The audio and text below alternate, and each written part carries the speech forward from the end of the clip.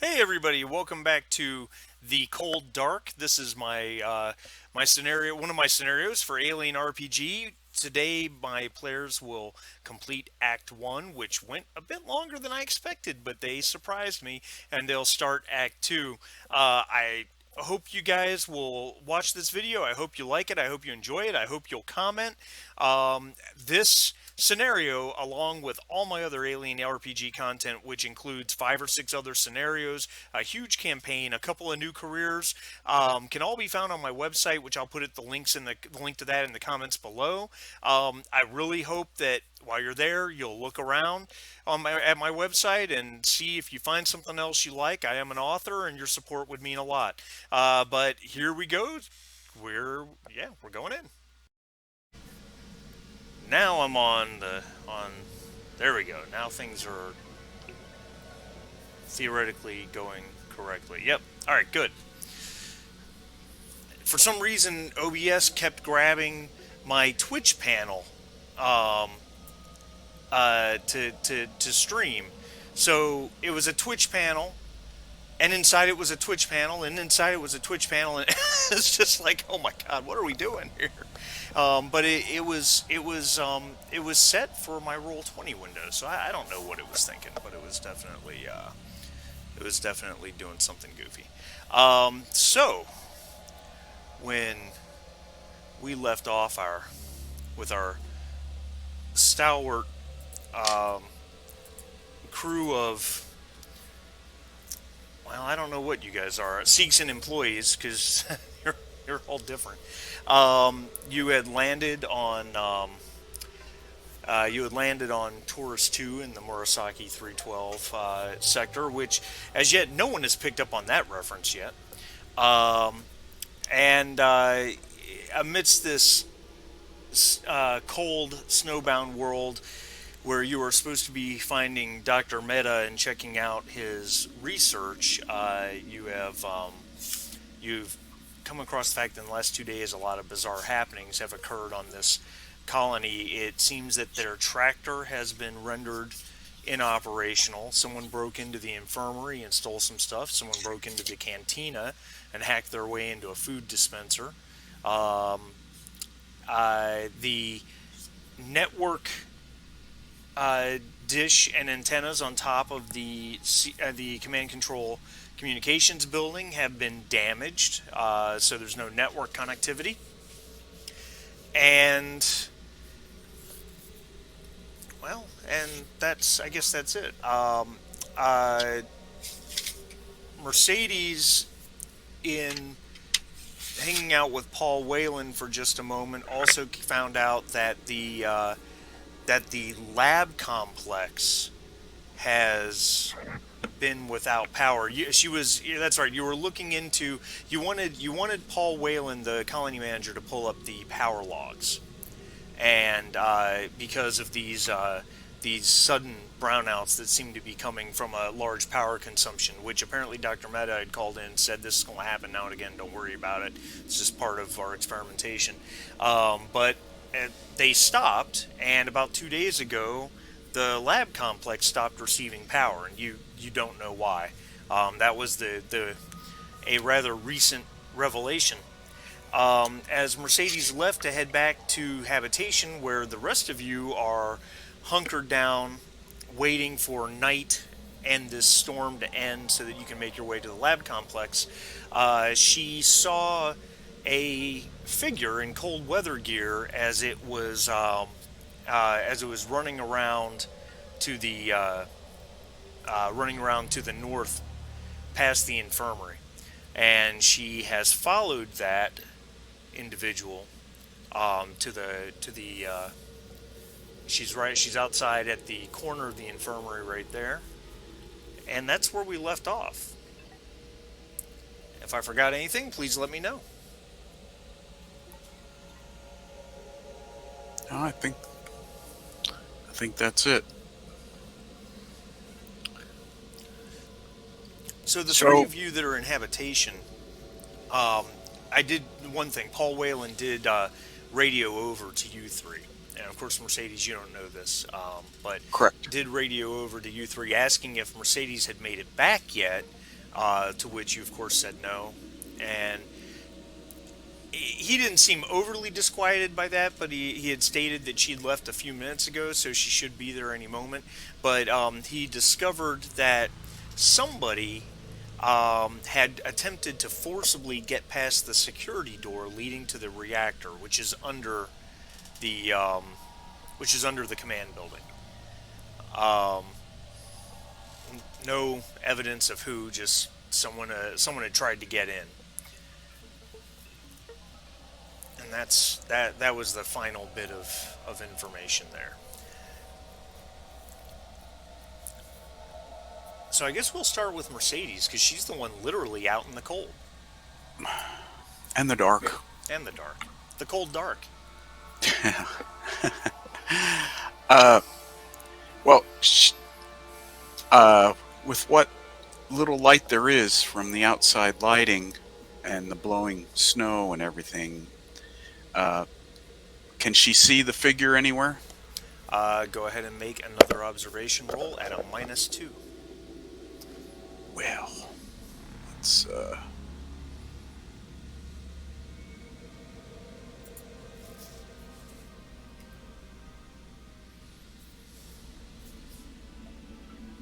Ooh, no successes and a panic.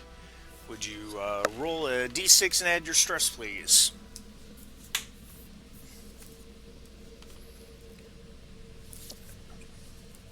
Let me get open the big book because I didn't expect to panic this quickly. So one, and what's your stress at? Is it one? One. Okay, so it's a two. So you're holding it together. So it really doesn't matter. But I will open to that page because something tells me that at some point we're going to need it. Can't imagine why. But to answer your question, no, there's no sign of him or her. Or it, or whatever. Um, can I?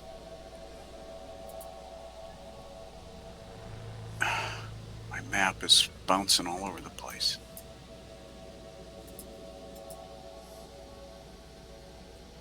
Uh, can I even see the Seegson store? Vaguely, it's kind of a looming outline behind a blur of white lights obscured by the blizzard. All right, I'm gonna retrace my steps uh, along the wall to the door to the infirmary and go in. All right, all right. So And then I'm cutting through the infirmary on my way back to Hab. okay, all right. That allows you to, you know, knock a little of the snow and ice off your boots and warm up a hair. You know, brush it out of your eyes and whatnot before you make it back to habitation.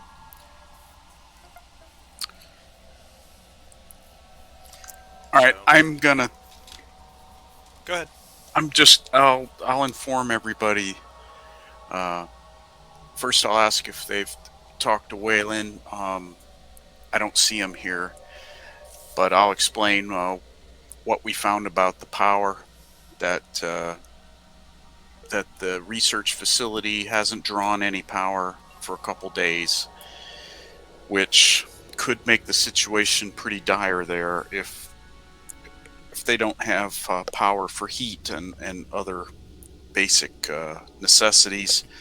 So it makes our trip there even more imperative. And I'll also say that I don't think I was seeing things, but I saw some figure in cold weather gear on walk or moving through the grounds. I tried to get closer look, but couldn't see anything. Um, so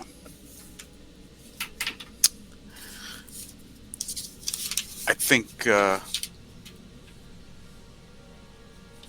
think that brings everybody up to date with what I found out and saw.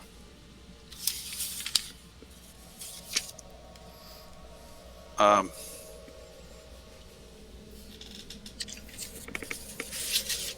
I Dr. Mallory, could we Could we speak? I got to get out of these clothes, and I'd like to speak to you privately, if you This don't mind. movie just took a different turn. Wow, wow, chicka, wow, wow. Yeah, stop it. Let's get some wine. I'd like to speak with you privately. Chip, go to your room. Sure, of course. Doctor, I'm trying to understand. I'm trying to understand. I'm not a scientist like you and Doctor Meta. I'm trying to understand what the benefit of this research might be to Sikhs. And I've read some reports, but it's just not clear to me whether we're doing pure research or whether we're doing applied research. And you talked about linking universes and the possibility of opening a portal, but what commercial benefit does that have to Sikhs? Does it allow us to? I don't. I don't see it how it might allow us to move through known space faster. I don't know. Does it? Are we thinking that if we could link to an alternate universe, that there's an easy link to resources that we could get from that universe, or labor, or maybe new markets? I don't understand. Do you have some idea why the company is funding this particular research that the doctor's doing? And is the do you think the doctor is sticking to his brief? This this subject is a little tricky for me to answer because it's mostly just conjecture. I really don't have any hard information for you. I don't know exactly what the status of the research is, because Dr. Mehta has been pursuing a separate line from mine, and evidently his has hit some kind of eureka point where discoveries have been made. And this is all extremely hush hush. So I was not privy to that information. So I just simply do not know. As far as applications, it has mostly industrial applications, but there's always been talk that this could have military implications as well. I mean, exploration aside, we really don't know what we could find and what could be of use. But it's certainly going to be a paradigm shifting thing once it's stable. But is this possible connection to other realities or universes? Um, is this an artifact of what he was trying to do? In other words, is this something that he might have discovered, or was it his intention? Well, originally, all of this research was a spin off of collection systems for plasma trawlers. I mean, at the very basic level, there's certain similarities with uh, the whole the whole fundament of how Dr. Mehta's work has developed. They share quite a lot of basic principles. But as soon as we started researching this, that's when we realized that this could have far greater implications than simply transforming elements by radiation bombardment.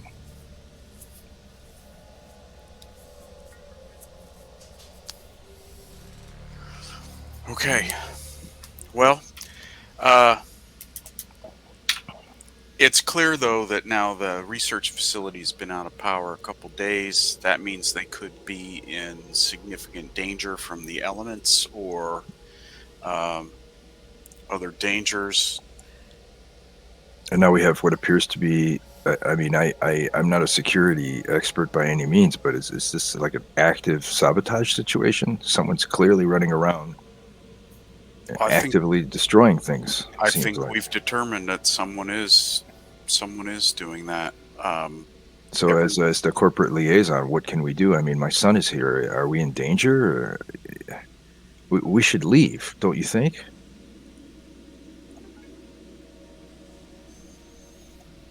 Well, so far, there's been no threat to any of the people,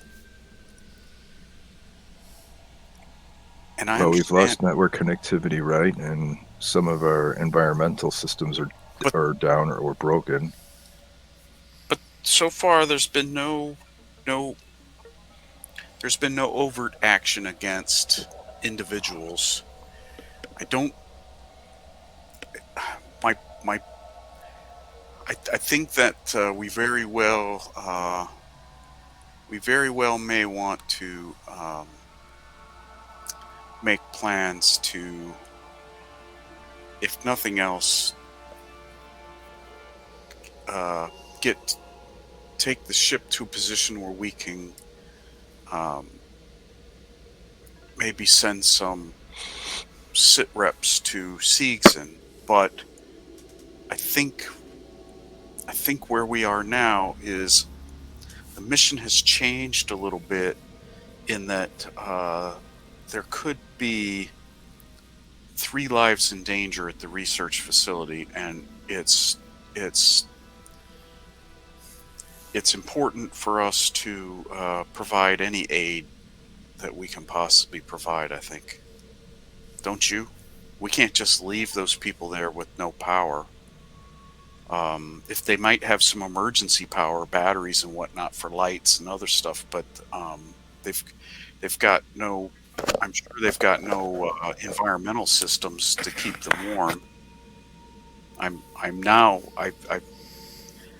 I'm completely concerned about their well-being rather than uh, the situation of the research. Although uh, your whole discussion of open portals and things crossing over and whatnot has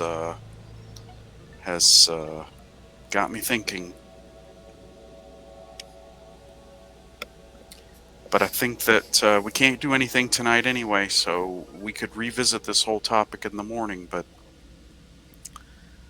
uh, I'd like you to. Do you think you could convince Chip to get in the ship and leave the planetoid? Good luck with that. Yeah, I really don't. I really don't know. I mean, he's almost at an age where he can make his own decisions. But I am his mother, and I'm responsible for him. And if this is dangerous, we're not professional, security people. We're not police people. I mean, what are we going to do? I don't want him to be caught up in whatever craziness is going on here. I mean, I don't want Dr. Mehta and his family injured at all. We're very close to them. They mean a lot to us, but I'm not sure we're the ones to go barging in there. We don't know what's going on. You know, Well, I don't feel that morally we can leave them alone there.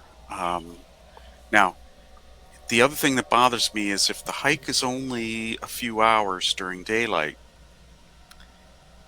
and they haven't had power for 2 days, then why haven't they suited up and come back? So yeah, it's a good question. I What think are they doing up there?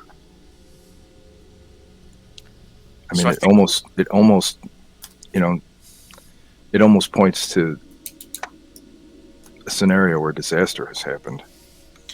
well, it's possible, Doctor. I feel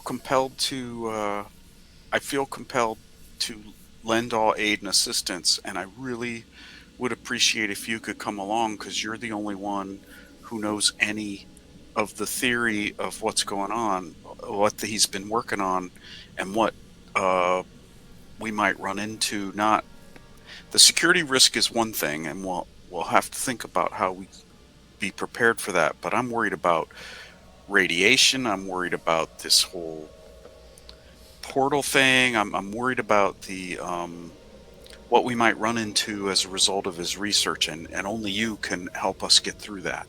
You're the one with the expertise. I'll do whatever I can. Okay, I think it's time to I think it's time to get some rest and get prepared for tomorrow. Uh,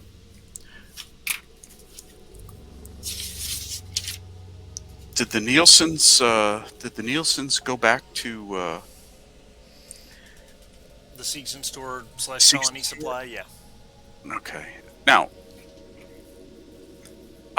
this is a bit out of game, but I'm assuming Hab is called Hab because everybody here, Whelan and Nielsen's and Talia, they they they sleep in the Hab, right? Right. Right. Okay. So they'll be coming back at some point. All right. Um, Malcolm, what have you been doing during this conversation between the doctor and Mercedes? Malcolm has just been sitting, listening to the two, keeping very quiet, waiting for the people that pay him to decide what to do, and realize that he's still on the clock. All right. After they break away from their conversation, have anything you want to do while you're in habitation?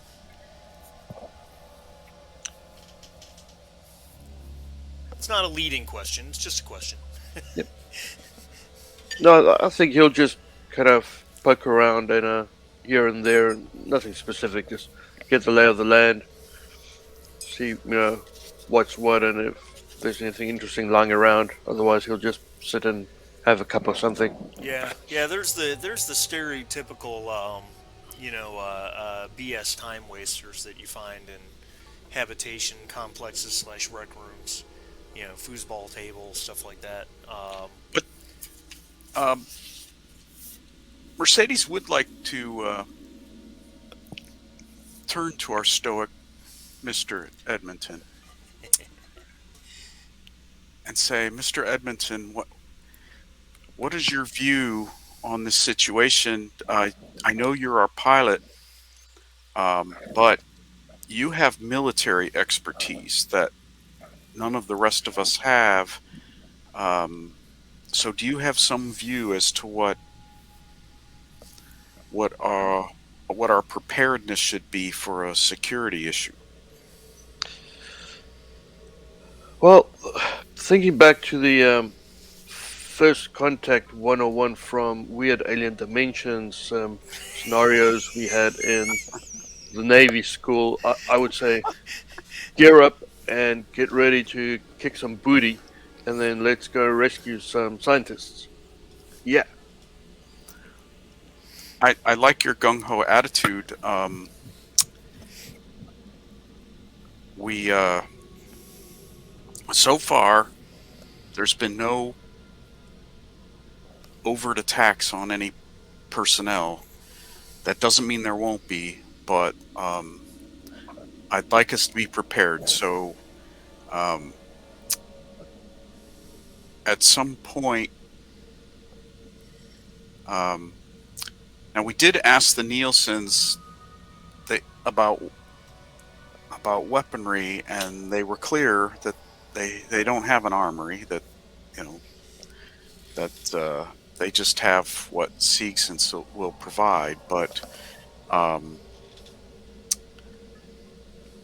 and there's been some improvisation of the team here and there. So before we leave in the morning to go to the scientists and try and lend them aid, uh, we should check one more time and take any steps we can to take any weaponry. Of course, all of you know that I have a handgun and I'm reasonably proficient with it, but I hope that I don't have to use it. But I do have that one weapon. I don't know if we have any other weapons, but I'm hoping all of this just turns out to be a malfunction somewhere that Dr. Meta and his daughter and the engineer are trying to work through it, that so far they're fine, and uh, we'll find that everything's fine. But hope for the best, prepare for the worst. Thank you, and thank you so much for being an enthusiastic member of the team. This is going to be helpful. As I said, you're the only one with military aid, and I'm not going to force anyone to do this, go to this research facility if they don't want to go. So I appreciate that you're willing to support us because your expertise might be needed. Thank you for the opportunity, man. So when Mercedes and Dr. Mallory were having their little talk, you were kind of off to the side. I'm assuming you're out of earshot from Chip, who's off sulking at a bunk over off to the side. Would that be safe to assume that you were actively keeping that conversation separate? Us? Yeah. Generally, yes. Okay. We don't want. I didn't want Chip in particular. I want the team to be informed, but I don't want Chip to be any more. I don't want him to increase his stress level at all, or his worry Anxiety. about his sort of girlfriend. Um, all right, so I'm gonna have Chip do a couple things. You there, Chip? I'm here. All right. So the first thing I'd like you to do is I'd like you to make an observation roll, just so we can get an idea of what you heard from these whispered conversations. Got it.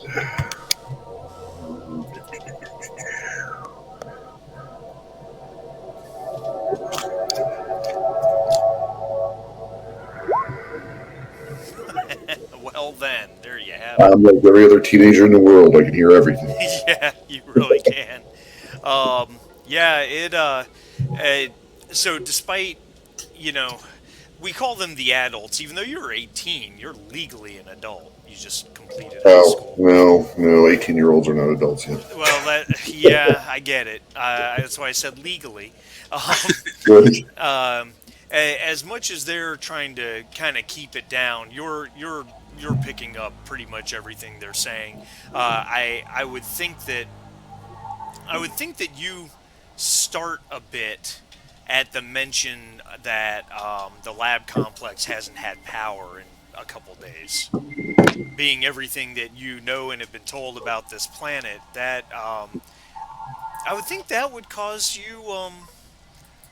I think that would cause you some major concern. Oh, yeah, my legs bouncing up and down like crazy. Yeah, maybe even a point of stress. What do you think? I think so. Yeah, yeah. Um, how does Chip handle that information? Well, he doesn't have many choices. He's trying to make plans how he can get out of here sooner than everybody else to go and do something. He's also upset that he overheard something about maybe just getting out of here without any rescue. So he is trying to contain himself right now. Okay. All right. And you had mentioned that he is looking longingly out into the storm. Right. Um, the conversations between the others have seemed to have ended, and people are maybe settling in. Make an observation roll at a -2, if you would, please. Roger. Two. No successes. You're welcome to push that roll if you choose. Oh, he's pushing all over the place. All right. Let's Add a stress, and yep. add a stress, right? Oh, wait a second. You know what? I didn't add a stress to me last. Oh, I Oh, did add. Okay, so now I'm at 2. I'll say I'm at 3 now because I had stress before. gotcha. Okay, Perfect. I forgot to add it. No problem. You said subtract how much? 2.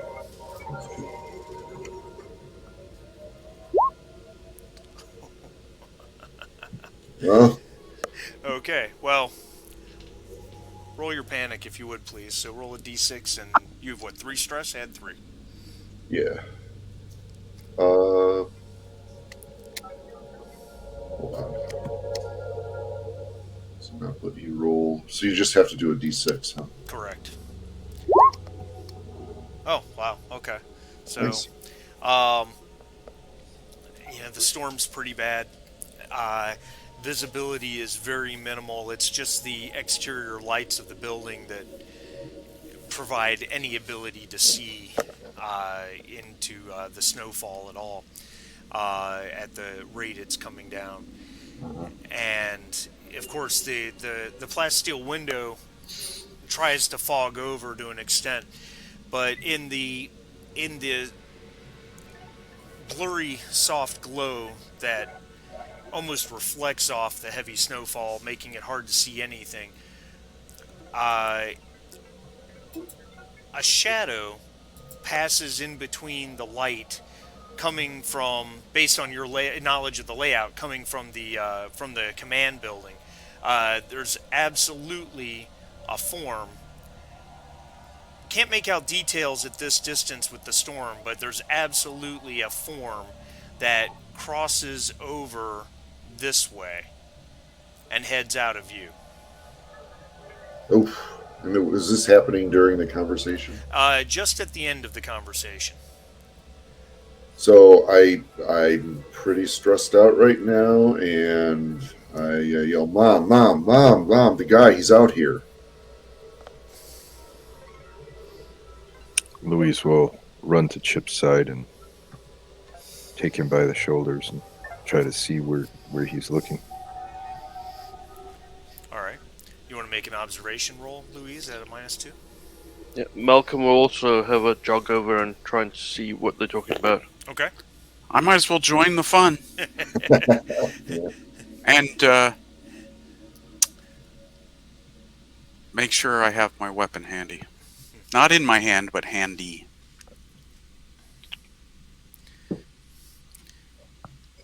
By the way, say that again. Did he see it through a window? A Yeah. port? Yeah. Okay. Yeah, That can't be right. I Um, tried to put in -2, but it looks like it added 2. you should have a pretty high observation.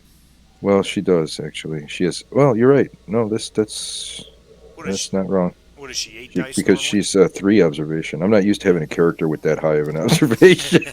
She's a doctor, damn it. Yeah. Sciences, quite specifically. Um, you look out through the window, and the window's not very big. I mean, let's be blunt. It's kind of 18 inches by 18 inches, just enough to let in some natural light during daytime. And That's the size of a manway. 18 inches is pretty good. I was thinking portal. Oh, gotcha. And as you look out where he is indicating, all you see is storm.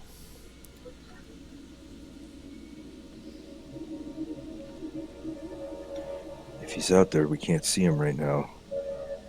Mom, I'm telling you, he was out there. I saw it. I believe you, son. I do. I believe Do I you. have any idea what my perspective was for describing the size or shape? Definitely the well, can't say definitely. All right, let me reset my brain for a moment. Your gut reaction was male, good sized guy, over 6 feet, pretty bulky. Um, uh, you got the sense of a large, heavy coat. It looked like he was wearing heavy cold weather gear. Couldn't really make out details beyond that. Um, Color now, was all shrouded by the snow and everything. yeah, because he was probably a good 10 meters away.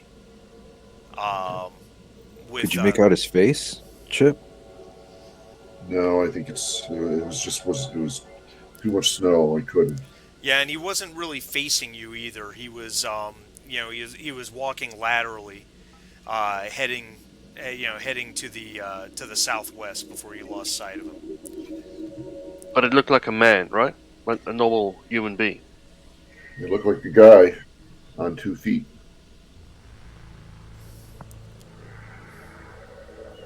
I don't know what he's doing out there. It's not making me feel safe.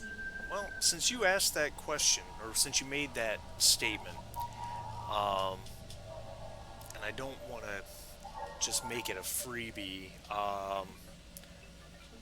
you can all make wits rolls, straight wits. Straight wits. Yep.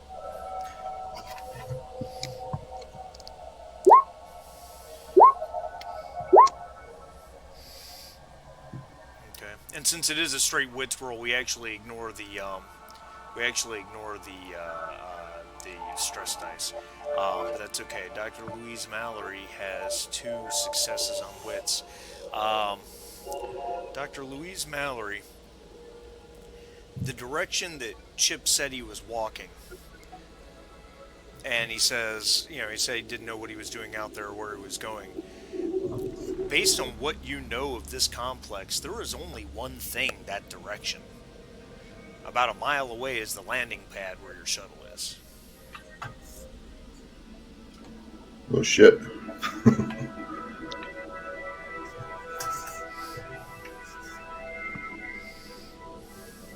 We need to worry about our ship?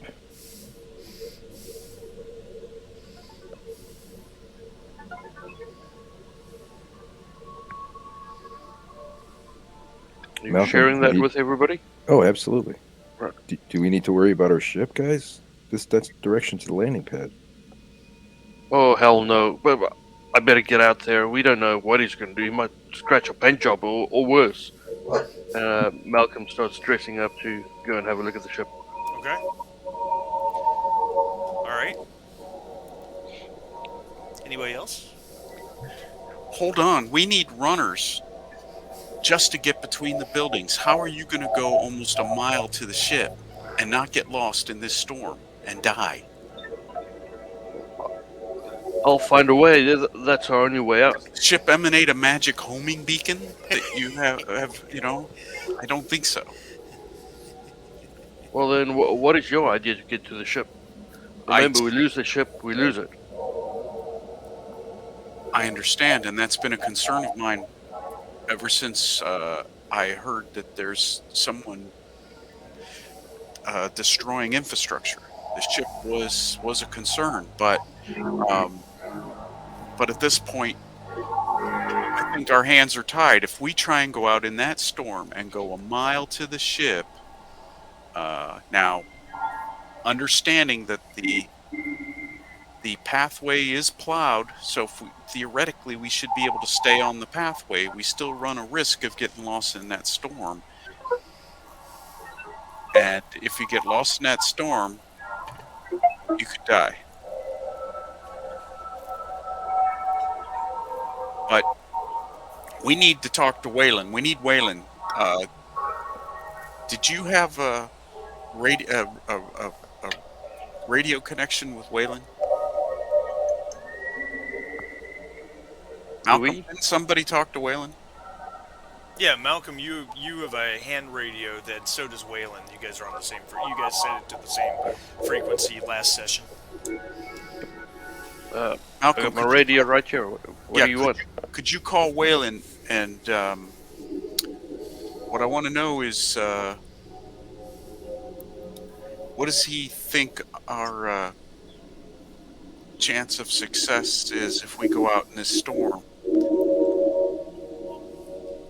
As I said, I thought the pathway to the ship was plowed, so we could probably follow the pathway, and as long as we stick to the pathway, we shouldn't get lost per se. But I need to know his opinion on that, and we also need to see if he or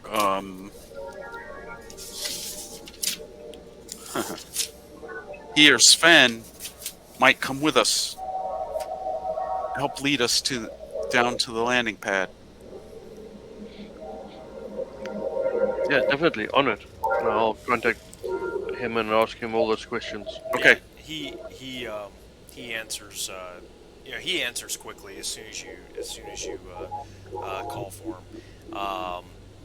And to not to skip the role playing, but to move it along a little bit. I He says, I really don't recommend you go out there. I mean, how can you be sure? How can you be sure that that the kid saw something? I mean, it's that storm's so bad out there. It plays I with your eyes, the I sense of saw it motion. too. But no one could be out there. I mean, it's currently showing 70 below zero. No one can survive out there for long. Well, And nobody's scratching up your base either. He kind of falls silent. He doesn't really answer for a moment.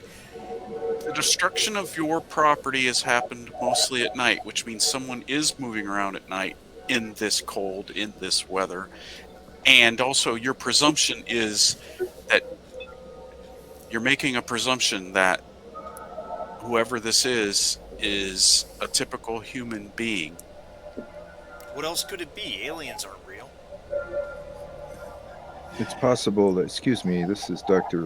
Mallory. I don't want to interrupt, but it's possible that a consequence of whatever Dr. Meta was up to um, could have changed fundamentally the physical capabilities of test subjects. If somebody was experimenting on a human subject, it's possible that they simply don't respond to elements the same way normal humans do anymore. Waylon, Waylon goes, huh? I don't really know what that means, but okay. I mean, you're Something the could have come scientist. through, Mr. or Mr. Whalen, I'm not asking for an argument. I was asking uh, for your opinion of how well is the path to the ship plowed?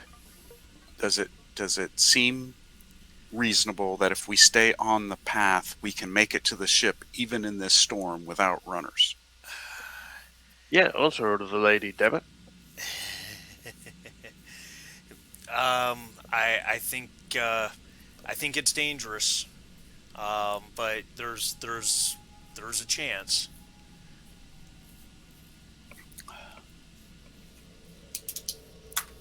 Well, I think we've waited a bit too long then. Then All I right, start suiting up again. Okay. all right, Malcolm. Well,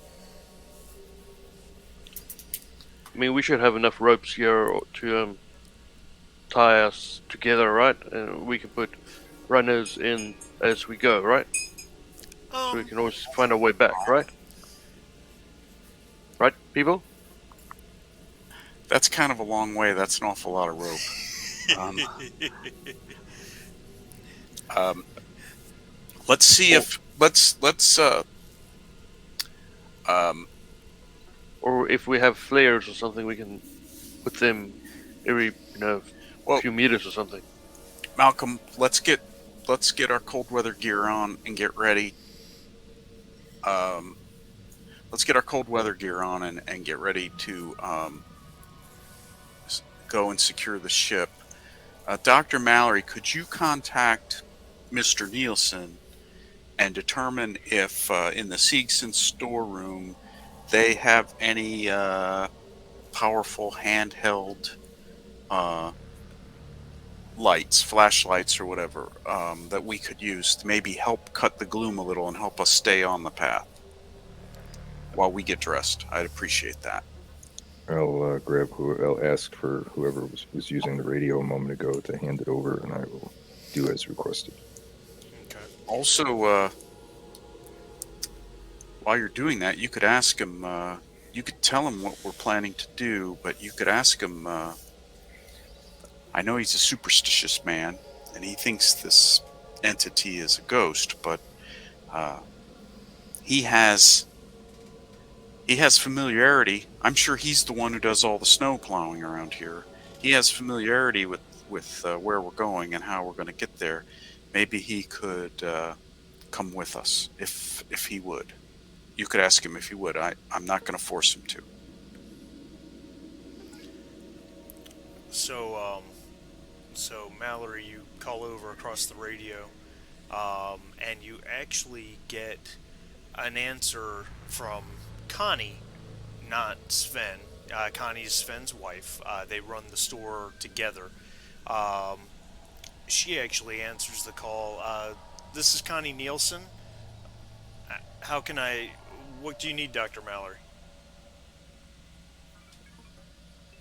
Hi. Yeah, I've been asked to get some information from you about whether or not you carry, what was it you wanted again, Marty VP? Oh, I wanted a handheld bright flashlight Lights, flashlights, like or light or floodlights, something. Yeah. Hmm. any kind of handheld, powerful floodlight. Do you have anything like that? We've got a couple high beam flashlights in inventory. Would that work Okay, for you? well, yeah, we'll need 2 or 3 of them, I think. She says, I can accommodate that. That's not a problem. We've got a couple. Is everything all right? We think somebody may be attempting to damage our ship, and we're sending a party out to investigate.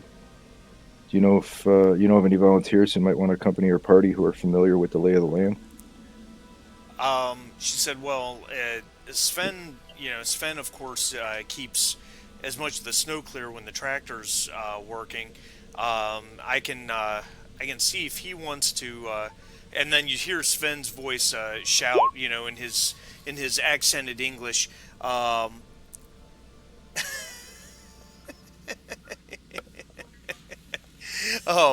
Sven shouts, "There's something out there. I'm not leaving my wife." And you hear the sound you hear the sound of a shell being chambered in a shotgun. We have shotguns. Sven has a shotgun apparently.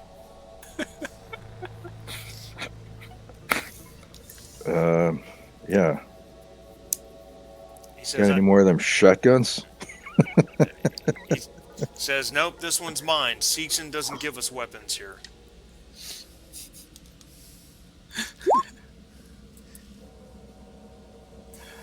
Wow. Go find your own shotgun. Exactly, pretty Yeah. much. So nothing, Sven. Yeah. Connie says, "I can. I'll get those flashlights together. Anything else you need?" No, I think that'll do. Okay.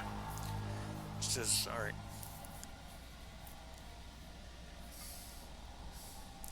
All right. So, All right. what's the plan here, guys?" Well, I think that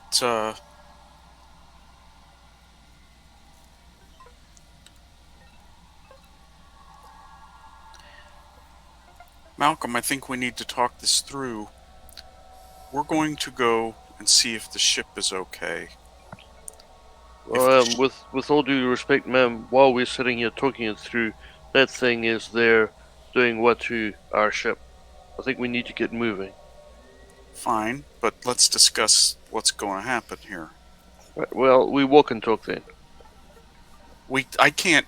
With the wind howling, I can't hear you unless we're going to shout. Well, make it fast then. Well, I'm waiting. Let's make it fast, okay? Why don't you go by yourself then? And, Malcolm is suiting up and he's kind of out the door, going to get his flashlight, and then heading off. Okay. He's semi in a panic about the shuttle. All right. Chip sees him going outside. He says, "I'm going with him." Grabs his coat and starts following. Attaboy. Of course, Louise will stop this. Take him by the arm. Chip, don't be ridiculous. Get back in here. Get back in here now. Maybe Good that man. maybe something has happened to her. We got to find out. Mercedes turns We are to not Mallory a rescue team, and Chip. Chip. You two stay here. If you need to, get Waylon, get the Nielsen's in here, get everyone in Hab if you think that's necessary. We're going to go but I don't think there's much we can do. If we run into something, I'm the only one with a weapon, and if the ship is okay, what are we going to do? Turn around and come back, and then it can damage it anyway? Are we going to hang out at the ship? This is all ill-advised. I think there's very little we can do out there in this storm, but I'm not going to leave Malcolm to go by himself. So I hurry out, make sure I'm all zipped up. I have one of the flashlights, and I have my weapon, and off we go. All right, Malcolm, you at this point, I assume, had already gone out the door and were headed across to the infirmary. Yep. Yeah. So that's putting, Mercedes is probably 30, 60 seconds behind you tops. Just enough for her to finish her little soliloquy towards Chip and Louise. But you get over to the Seegson supply colony, a Seegson store colony supply building, and the door is locked. Um, which, well, I mean, Connie and Sven said they were going to be locking themselves in. So Yep. um, I imagine you probably rap on the door or something along those lines, uh, and you hear Sven's voice through the door intercom. Who's there? Yo, man, it's Malcolm here. Open up. I need those flashlights. Yep, got it. Hold on, and the door opens up. As you step inside, shaking off the cold, uh, Connie's already walking towards you. She's got one in each hand. She said, "I've got two. The third one's not working, so I'm not sure, but I've got two for you. I hope that's enough." So do I, and I kind of just grab both of them, turn around, and start walking for the door. All right. Yep. Mercedes comes through just as you reach the door. So there you two are. Yep, I nod in kind of agreement and thanks, and push a flashlight into her, and then start stomping off for the ship. All right. All right, very good. So you can each put a high beam flashlight in your inventory. High beam flashlights do have a power. They have a power rating of 5, and it's a 1/2 inventory item. Okay.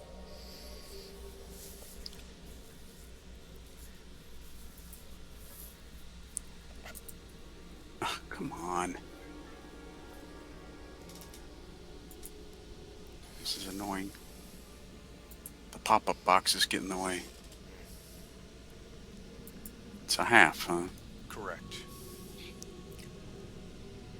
So, mechanically speaking, what the high beam flashlight does is it removes darkness from a zone, okay, that has no light in it. Now, that still means, though, that any observation rolls made in that zone still have a -2. Because while it's a bright flashlight, you're still shining a beam of light. It's not like you're just suddenly illuminating floodlights over an entire area. So, just so you're aware how that works. As you guys go back out into the howling storm, the snow's coming down hard and fast. Tiny snowflakes that you can hear impacting the snow and buildings around you. When they hit your face, they almost sting. Just absolutely frigid cold. If it weren't for your cold weather gear, you would imagine you'd probably be frozen in minutes. So what I'm going to have you guys do as you trudge to the ship, I am going to have you each make a survival roll to indicate whether or not you basically are able to stay on the path. Hmm.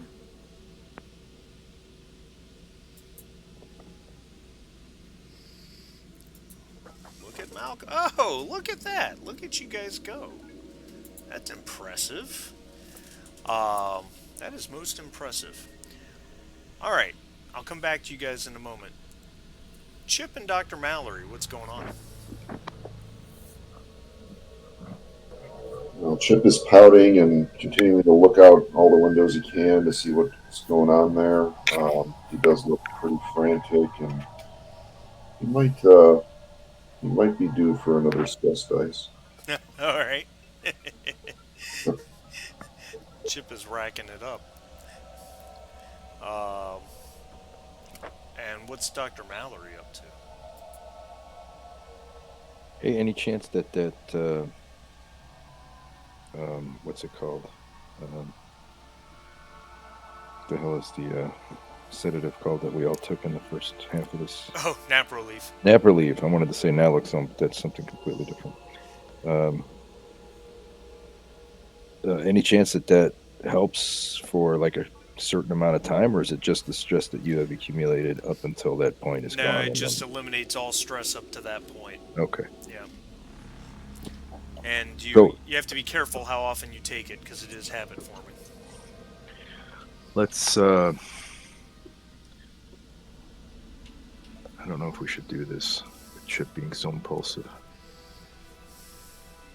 but I worry that we might have to go out there with very little time to prepare. So let's get halfway suited up. Let's put our like bottoms and boots on, so we don't overheat, but we're halfway prepared if we have to get the hell out of here. All right. Chip, oh, ask him to put on his lower half of his cold weather gear. We're gonna put this stuff on. How about if we just go outside? Let's not get crazy. Kind of getting crazy in here. I want to see what's happening. Chip, it's not a joke out there. You could die, okay? You're not trained for this, and neither am I. I know I can die. So can she. Yeah, We're already be dead. I you gotta could get. literally take 5 steps out here and lose your way and freeze to death. This is a real thing that happens to people. It's not like a thing in textbooks that you read about. It's a real thing, and it could happen to you or me. So let's not invite a tragedy, okay? We'll help Dr. Mehta and the others as soon as we can. Chip throws down his jacket and stomps away to one of the windows.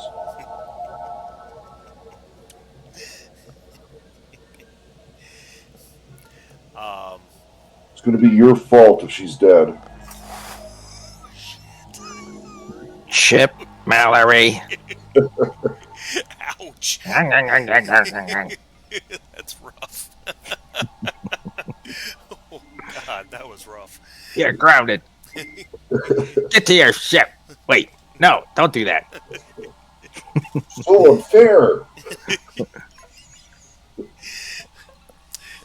I'm not talking to you anymore. Oh, God. Really regret that 6th shot of bourbon.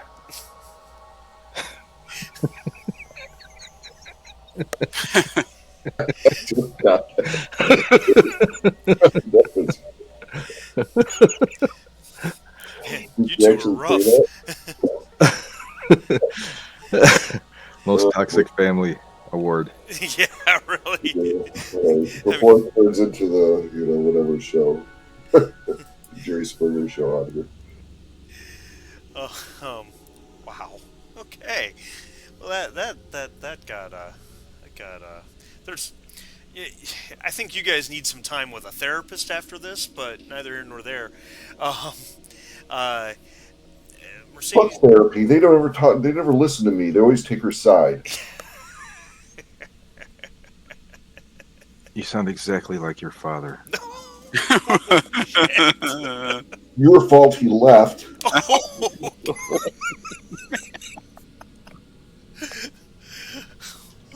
Oh, Jesus. Well, maybe if I didn't have to wipe your nose constantly, I could have been a better wife to him, okay? F off, mom. Stomp, stomp, stomp, stomp. Punch wall. Hurt hand and cry silently. Oh boy. Um, Can you tell we've been on the other end of this for several occasions? yeah, yeah. Uh, and to any of you that are watching this on YouTube after the fact, sorry if this triggers any trauma in your past. I just forget people are watching this. Sorry, we're just goofing. We're, um, Anyway, Ship's under a lot of stress. yeah, Let's leave it at that. that's right. Um, Mercedes and Malcolm, it takes probably a half hour of trudging through the snow um, before you finally start to reach the ship and the landing pad. It's as you're going, you start to get a sense of light off in the distance, and that kind of helps guide your direction. Even though with the flashlights, which by the way, both of you go ahead and make a power roll on your flashlights. Um, with your flashlights, you're able to keep on the path pretty easily. All right, so Mercedes, drop your power by one. Um, you're able to keep on your way relatively easily, but the addition of the lights out at the landing pad just provide a further, shall we say, a further beacon to follow as you continue to approach. Um, as you approach your ship, Starglider, a relatively small G-class shuttle, would the two of you make observation rolls, please? At -2, of course. Sorry.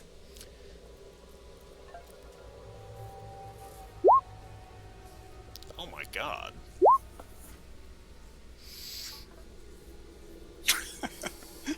Okay. Now, Malcolm must be wearing goggles that are all fogged up or something. My goggles always fog up, no matter what I do with them. um, wow, I didn't realize I built Lamara with such a high observation. Oh, that's right. Because she's a wits-based character too. So Correct. yeah, yeah. Um, there. As you're coming closer to the ship and the ship starts to emerge from the falling snow, um, there are footprints in the snow.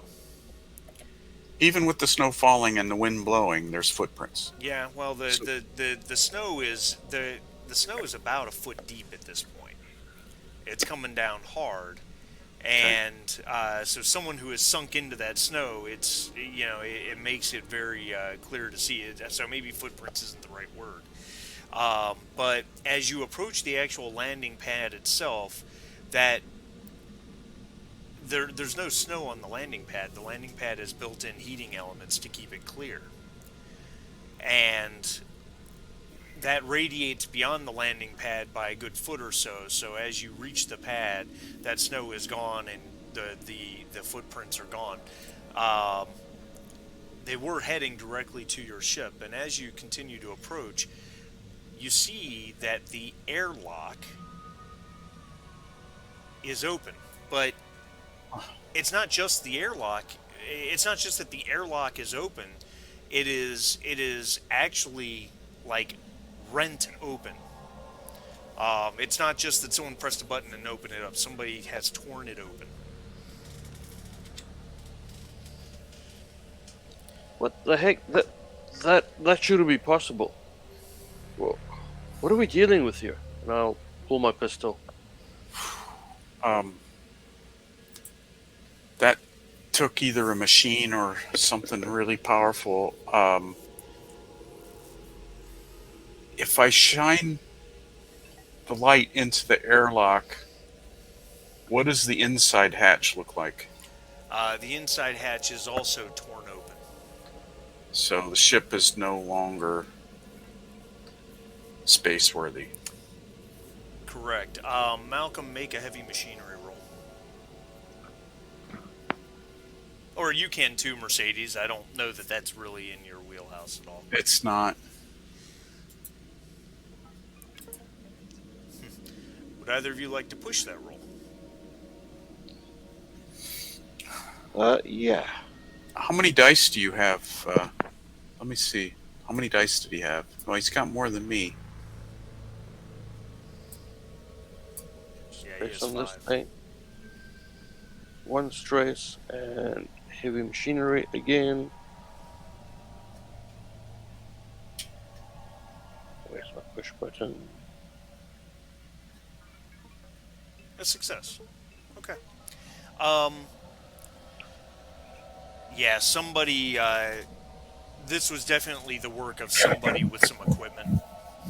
Um. The you can fix it.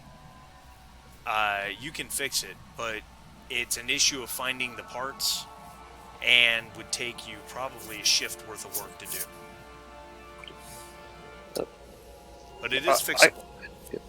I can still get her flight worthy and space worthy. Just need some good steel and a micro welder, so all's not lost yet. But we need to get in there and see if they've done any other damage. Hey, you get out of our ship! And I yell. Before we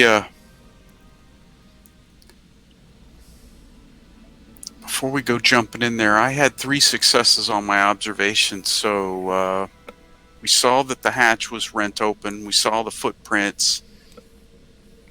Um, do I see the phantom figure that we saw? Do we see anything or anybody around the ship? No. Okay. I don't have my cheat sheet in front of me. What stunts do I get out of observation successes? Oh, that's a valid question. Well, actually, that's funny. It allows you to ask questions. Right. I'm looking up in the manual right now. But It's is it coming for me? Are there more of them close by? How do I get in, past, or away? oh, all right. Well, and I already asked one. Is there anything close by? Okay, so there's not really much help with that second stunt. So, can I bank it for a future observation rule? Is that something I can do? Yeah, that's something that we had decided to start doing, kind of as a house rule. Okay. You can bank it as an additional +1 on your next observation roll, because we All right. felt like observation was kind of limited in terms of what the stunts did. All right. I'm just going to write that down. All right. Uh, Malcolm, I guess carefully. You don't want to cut yourself on any of this metal or anything, but let's see if anything else inside the ship is damaged. So And Malcolm will cautiously go in. Okay. Mercedes will follow, watching his back, watching our backs, I should say. I should make you guys make mobility rolls to see if you get by the metal without cutting yourselves, but I'm not that bad of a guy. As you pass through the airlock into the ship, a G-class shuttle, there's not a whole lot to it. It's basically the airlock empties a into a basically into a passage that goes all the way from the fore of the ship to the aft of the ship. It goes from bridge to engine room and every room in between. Um, there's no additional levels. That's just what a G-class shuttle is. It's small and meant for taking a small number of people to a place. So, Malcolm, do you want to check out the engine room? I'll check out the cockpit. Sure. Okay. Sounds like a plan. all right, We'll split the party inside the small shuttle and head off to the monsters. all right. Party. Would anybody Only be two averse of to the us. possibility of a short 5-minute bio break? No, we can do that. Sure. All good. Thanks.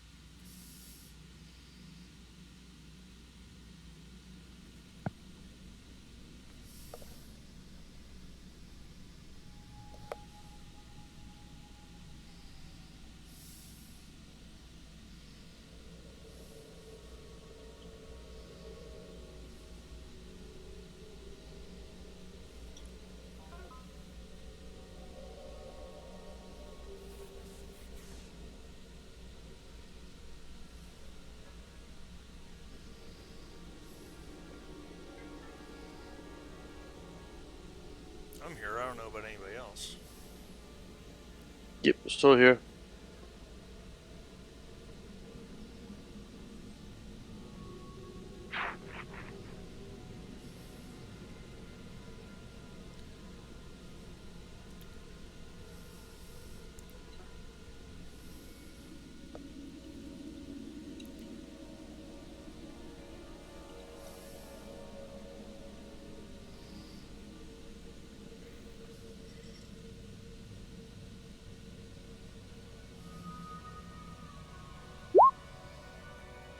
Okay.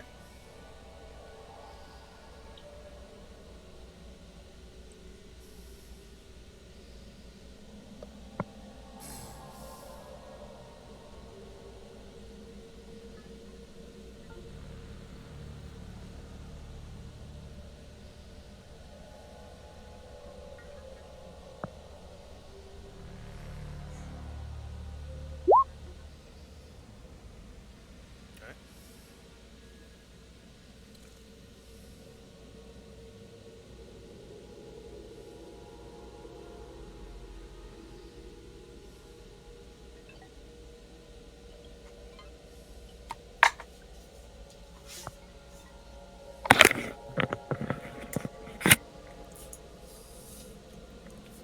Ooh, All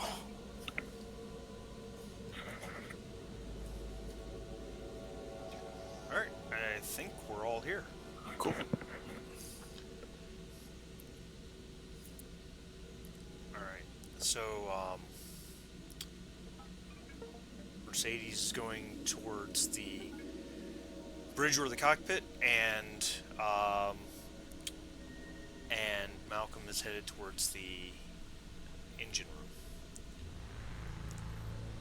So Malcolm, as you two split, and I mean the ship is, yeah, the ship's lights are on as you're moving through. The predictive lighting system turns on and turns off as you're moving down the corridor. So every heat's functioning. Everything is up and running. You pass through the cryo deck, and everything looks fine there. Nothing looks out of place. You continue on to as you continue through, you reach a door to the right, which goes into environmental, and the hallway continues down to the engine room.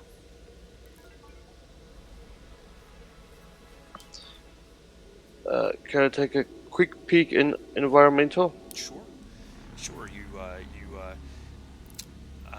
hit the door, and you environmental is not an overly large room. You stick your head in there, just a few meters by a few meters.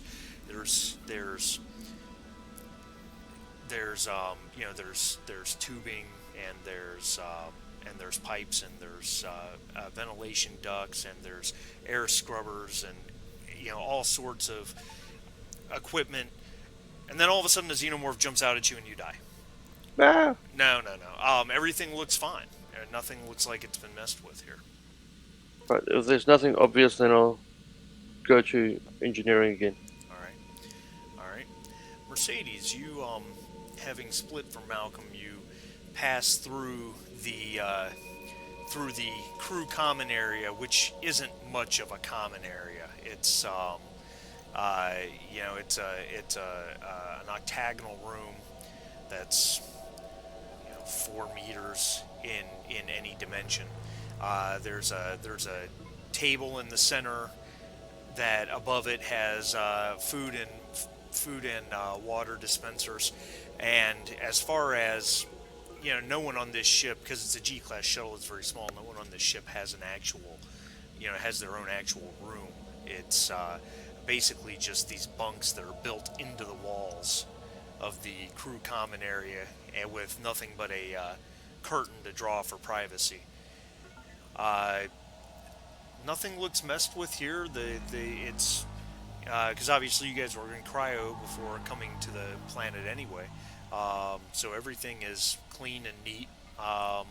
Food dispensers look okay. Yeah, they look fine, and the curtains on there's a total of 8 bunks built into the wall, and the into the walls, plural. The curtains on all of these are open. Um, displaying.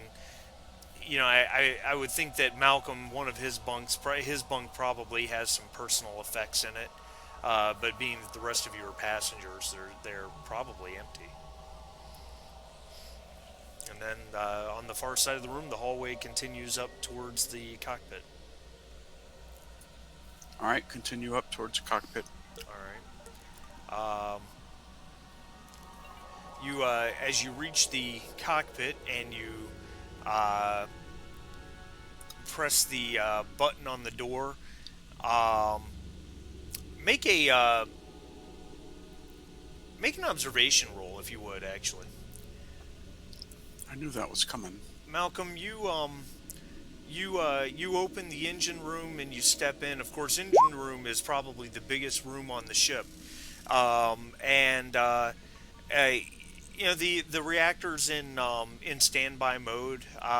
Everything looks to be where you left it. You don't see anything out of the ordinary. Mercedes, just as you go to press the button to the door, you realize through the tiny little like 3 by 3 window that's set into the door to the cockpit that the light is already on in the cockpit. Hmm. All right, I'm gonna pull my weapon, Okay. and if I stick my eye to the window, I saw light, but if I stick my eye to the window, can I see anything in there?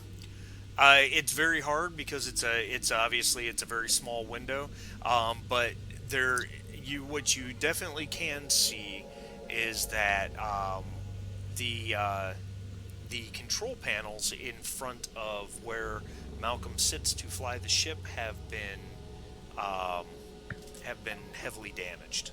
Of course they have. I'll push the button. Of course they have. I'll push the button. That's perfect. I like it. Let me. Would you Try. do me a favor, please, Sure. and make a close combat roll? Hmm. Not my thing.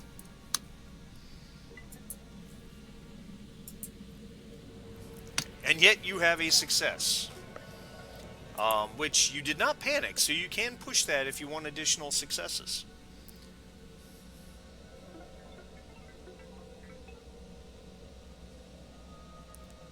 You can cut the tension with a knife. Either that or he's talking and he forgot to unmute himself. Oh, okay. So still one success? Correct. All right.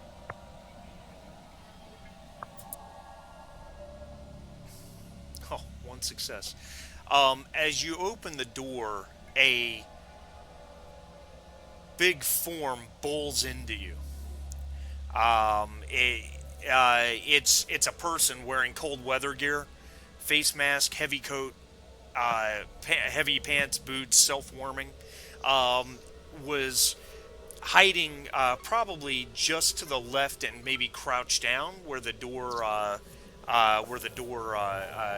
wouldn't be able to see them through that small portal in the door. Um, and yeah, he tries to just run through you, and somehow you manage to keep that from happening. Um, Maybe you were just a little tensed up for the thought that maybe someone might be in there, and but he's big. He's 6'3", 6'4", very heavily built, and we are going to go into initiative. How does that make you feel? Well, I want to see how it works on this system. Well, it really doesn't. So you have to do everything manually? Yeah, I have to do everything manually. So here's what I'm going to do. I'm just going to use a D10. Uh, And Malcolm, do me a favor. Make an observation roll to see if you hear the scuffle.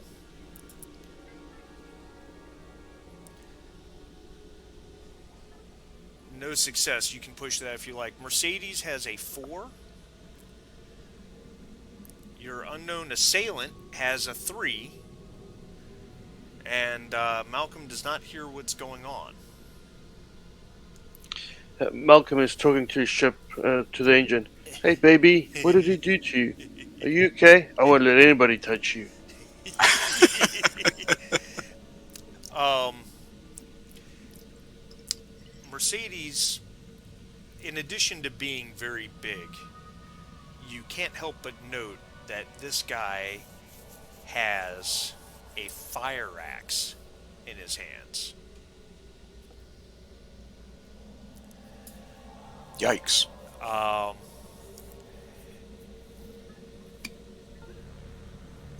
all right, he is actually going to.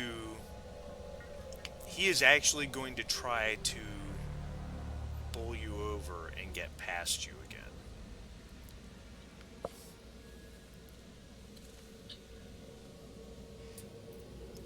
Did it roll? It didn't roll. Oh, there it goes. It did roll. Wow. He sucks. Look at that. Um, That's a lot of dice. why is it? Why is it this always happens for me? Let me see if there's. Let me check one thing. He does have a talent, and I need to. I didn't put in the notes what the talent does, so give me one moment. I'm sorry. That was my fault. I always find one thing to screw up, don't I? Yeah, because of who he is, I'm actually going to let him push that roll. All right, he has a success. Now, Mercedes, you've got an option here. Okay, if you want to actually resist him and try to keep him from doing this, you would need to make a close combat roll and get at least one success. Your other option, I guess, you could just get the hell out of his way. Your call.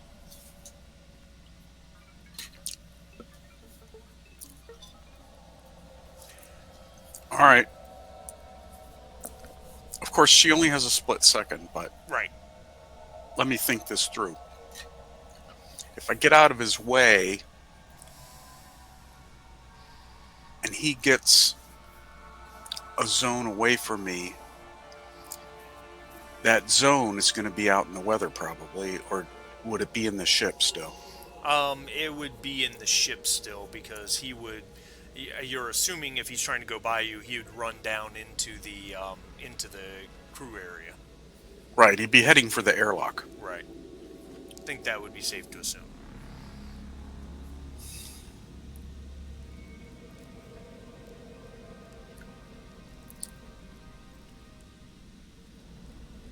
Um,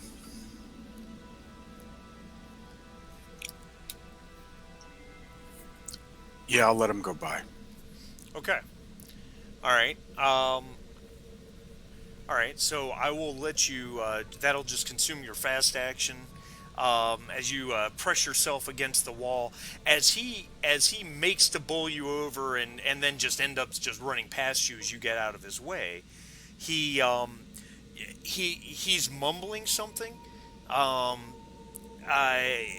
just in fact you realize he's been mumbling this whole time, and maybe he's not mumbling. Maybe it's just muffled by the mask he's wearing over his face, presumably to protect himself from the from the sub-zero temperatures. Um, Something to the tune of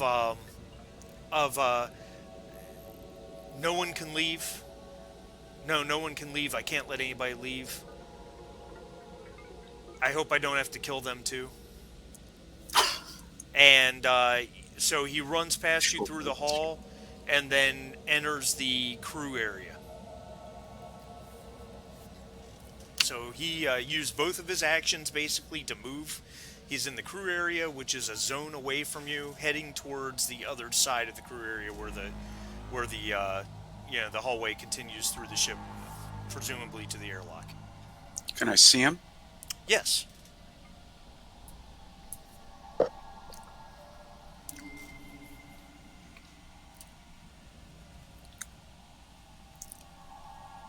I'm gonna fire my weapon at him. All right. Ranged combat. It is considered close range, so there's no modifiers or anything. Just the modifier on your gun. Okay, so on this system, do I click on the? That is a really interesting question. I tested that and I don't remember what the answer was because the character sheets are different. Let's take a look. Um,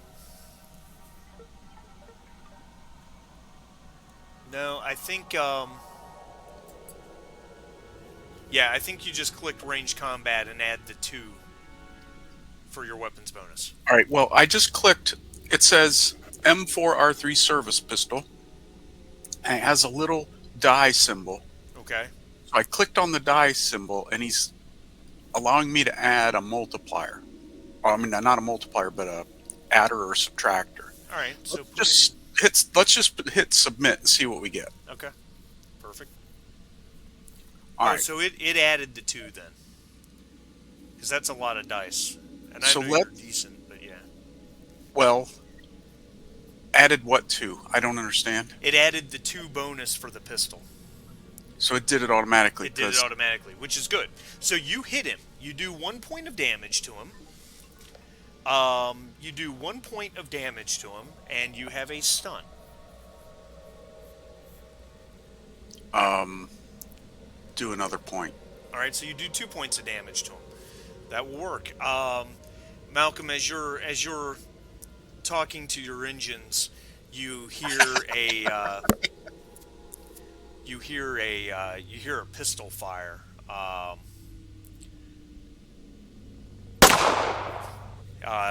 Muffled and echoing through the metallic hallway of the ship, and that means I'm going to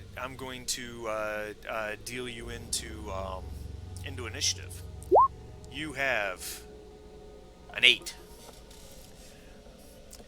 Now, our guy is first, so he goes through the other side of the through the door on the other side of the crew area. The door is shut behind him, and you've lost sight of him. What do you want to do, Mercedes? Because you were a 4, correct? Yeah, you're a 4. So he was first. So basically, he's used both his actions to move, move, move. Presumably. Yep. Okay. If I use my fast action to follow, That'll put you in the crew area. but the door is still closed. Yeah.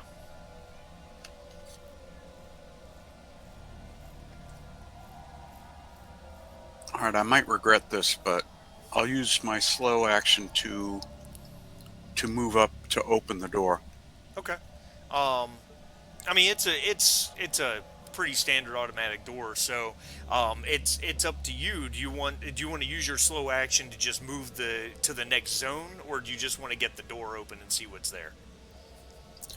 Um, See, I'm not sure about the layout of the ship, but yeah, let me move up another zone. All right, so you cross through crew quarters in pursuit of this individual, and as you get through crew quarters and into the ship's hallway on the other side, you see for just a moment, you see as the back of his coat or maybe his boot or something as he goes into the airlock. Um, Okay. Malcolm, it is your turn. Malcolm will again check his gun and run as fast as he can in the cramped space to get to where the action is. All right, perfect. So you come charging out of engineering, and you see Mercedes a good distance down the hall, as she. Well, actually, no, I take that back. So you would. I'm sorry. I should have had a map for the ship, and maybe I'll add that to the PDF for people who play this online. But anyway, you come through the hallway and you get it. So you would actually be in cryo, and there's a door on the far side of cryo that continues. There's a window in that door, and you see Mercedes in the hallway. She's got her gun out. Yeah, so that gets us back to the top of the round. Um, he takes he takes his actions, and then it's Mercedes' turn.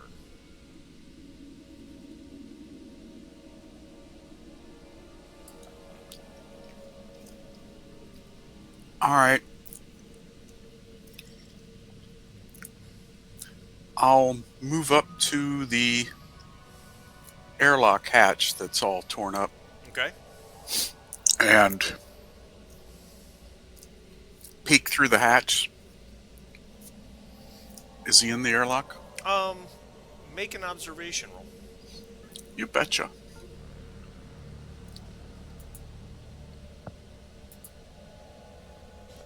Oh yeah. Um, yep. You see him all right. He's in there, and you see the axe that's coming right at your head too. But it's because of that you will have the opportunity to block.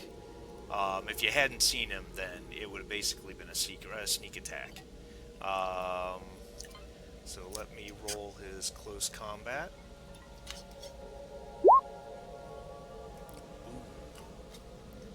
You take 4 damage, Mercedes. But you say I have the opportunity to block? You do. You have to make a close combat roll. Every success you get reduces his successes by 1. Okay.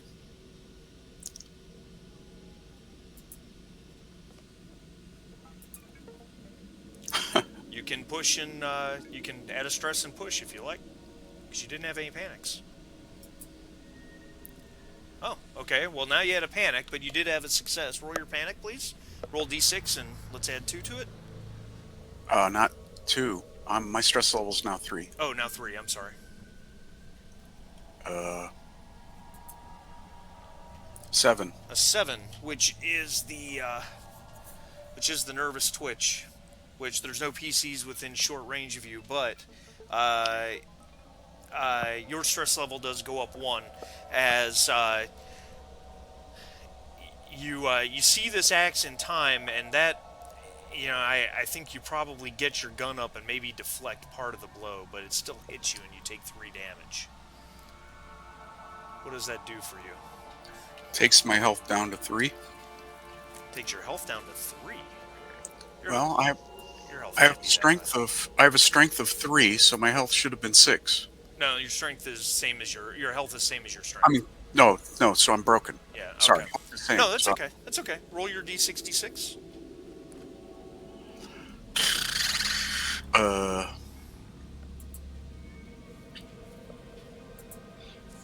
All right. How do I do D66 on this? It's on the character sheet. Oh. It's up towards the top. Oh, there it is. Oh. Hold on 1 second. There we go. A 43. Okay. The axe, probably as a result of your heroic attempts to defend yourself, fortunately the axe head doesn't actually make contact with you, but rather as you try to block it, it crashes into your elbow, and it would have to be your right elbow, I imagine, because he's coming at you that way. So yeah, your right elbow has been crushed. You will not be able to. You need medical attention, but even still, you will not be able to use your right arm for 15 days. And you are broken, so you are on the floor. You're on the deck of the in the hallway or outside the airlock. All you can do is speak and crawl. You swear you hear him say, why did you make me do this? I didn't want to do this. His English is accented. Not sure if you know where it's from, but it's something we can discuss later. Malcolm, it is your turn. Well, Malcolm keeps on going until he sees somebody. All right, so uh, you come out of cryo. You're in the hallway, and up ahead, you see Mercedes down on the ground, um, semi-conscious.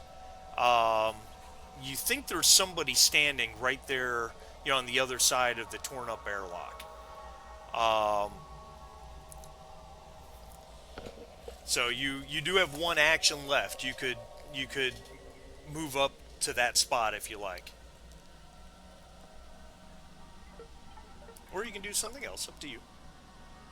You basically have a slow action. Um, can can I see his?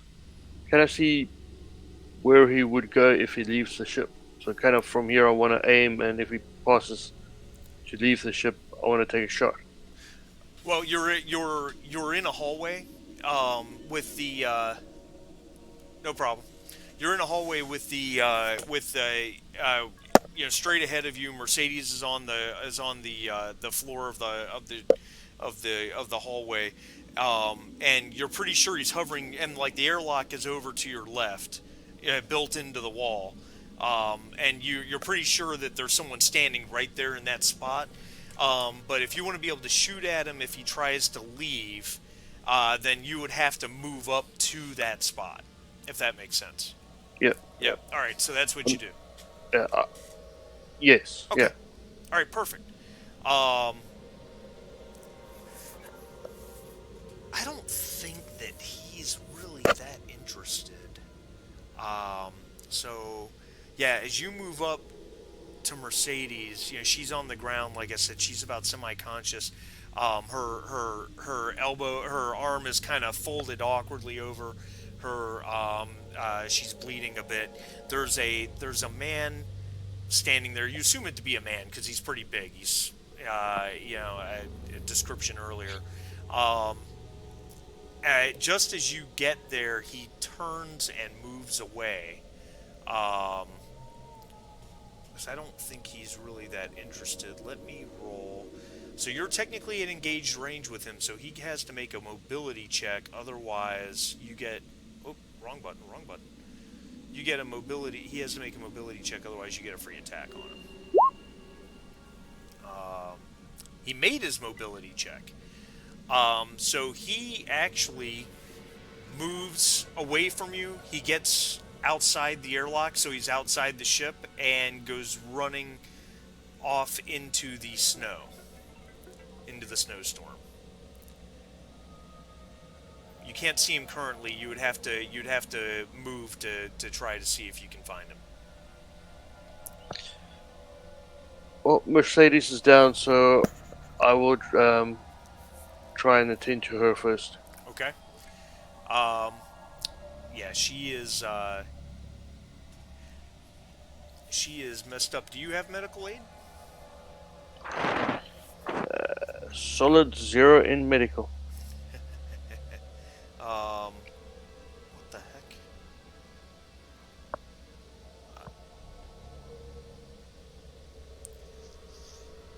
Holy crap. Sorry, I got a text from one of my guys at work, and I was trying to figure out what the text was about. It's a picture of a gun. And I was like, why is someone from work texting me a picture of a gun? It's one of my finance managers. He bought a truck from me. He works for me. He bought a pickup truck from me back in the summer. And he was cleaning. He was at home. He's at home cleaning his truck, and he found a gun velcroed to the underneath of the front seat. Jesus Christ. Obviously, you bought the thing used. Yeah, yeah. Get this. I bought it from a pastor.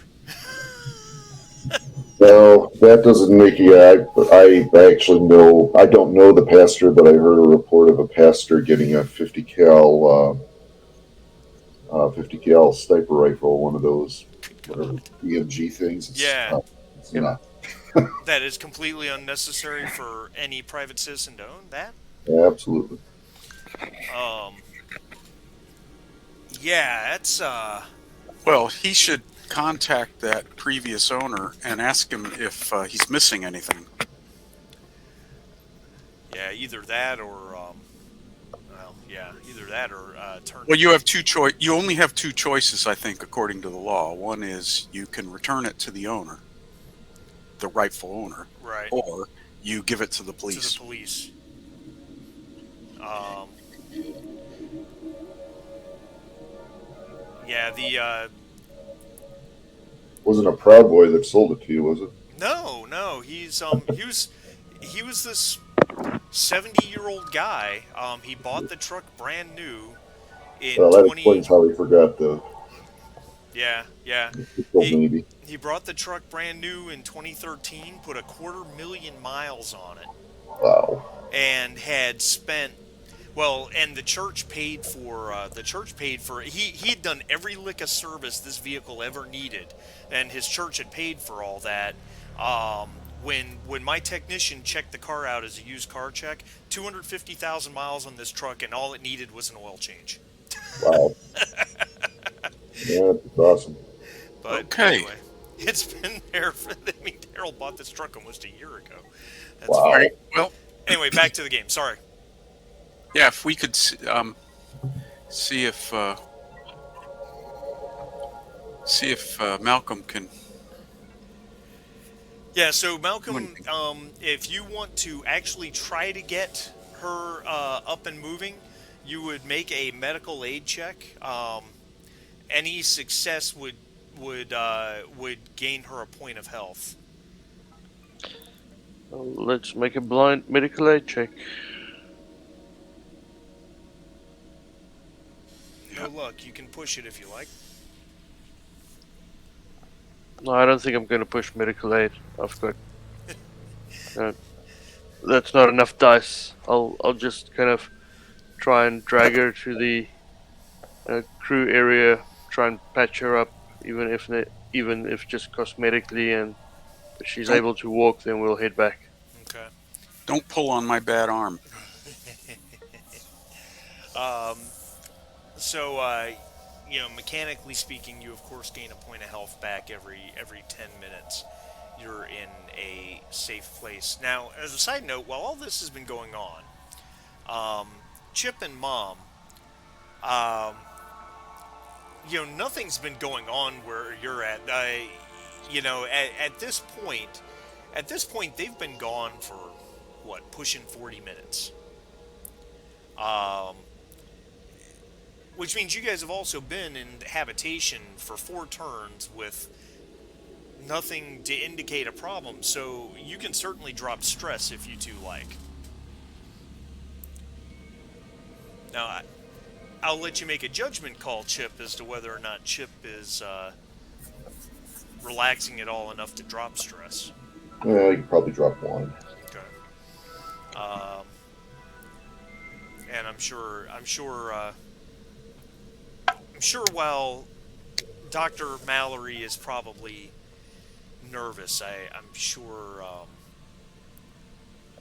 I'm sure she's still probably okay enough to relax and wait, you think? Or do you think she's not feeling particularly safe?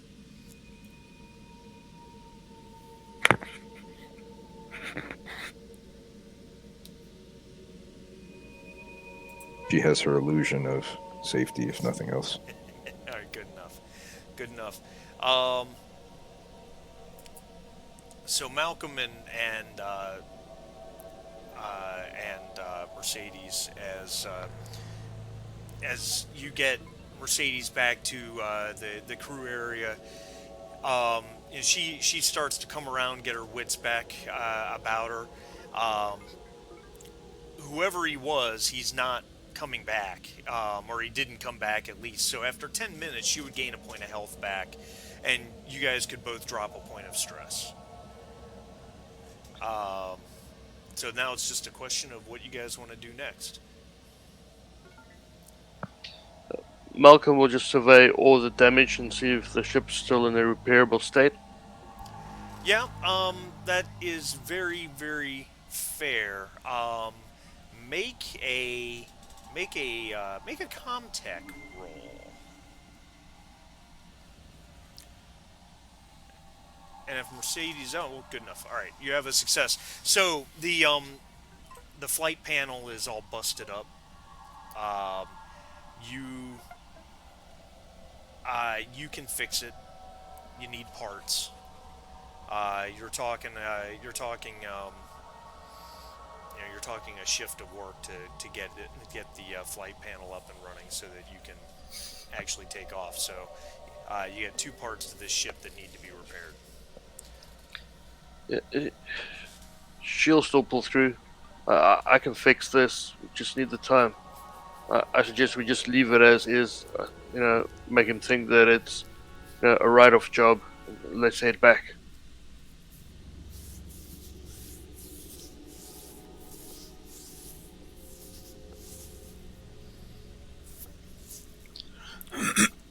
All right. So if you guys are just going to head back to the outpost at this point, not going to have any of you make any stamina rolls against freezing because honestly, the cold weather gear makes it that reduces to one check per hour, and you were out in the elements for a half hour. Then you're in the ship, which is heated. Now you're going back, but I will make you make a survival roll to make sure that you can find your way back. So if I can get that from the two of you.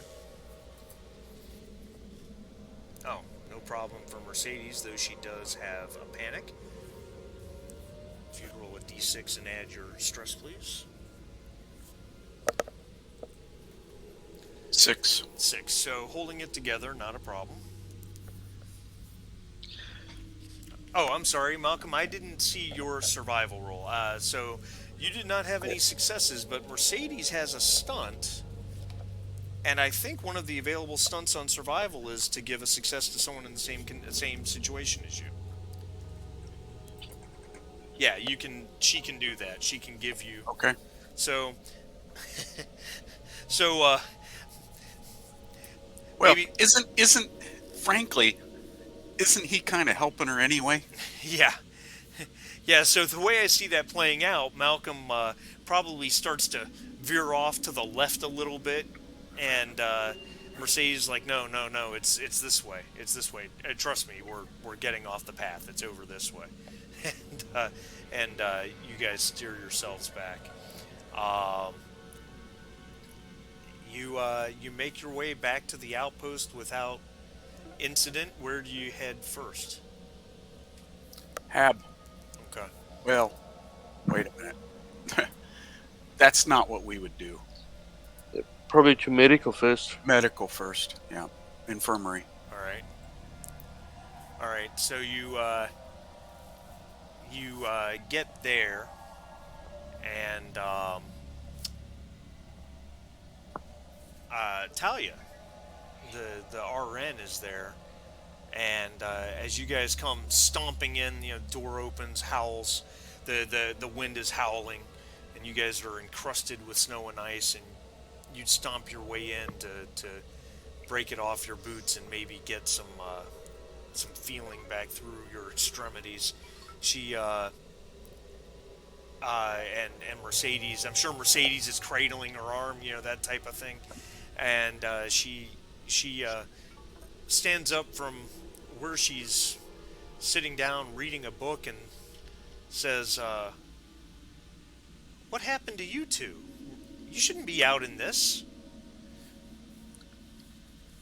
Talia, please help me. My elbow has been badly damaged. It really hurts. Help me take this cold weather gear off. See what you can do to help it. Yeah, she says, "All right, carefully, carefully." She starts to gently tug at the Ow! Ow! at the Ow! rope. Ow!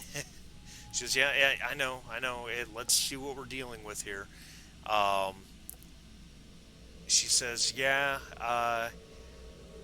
This is going to take some time, and she goes to work on you.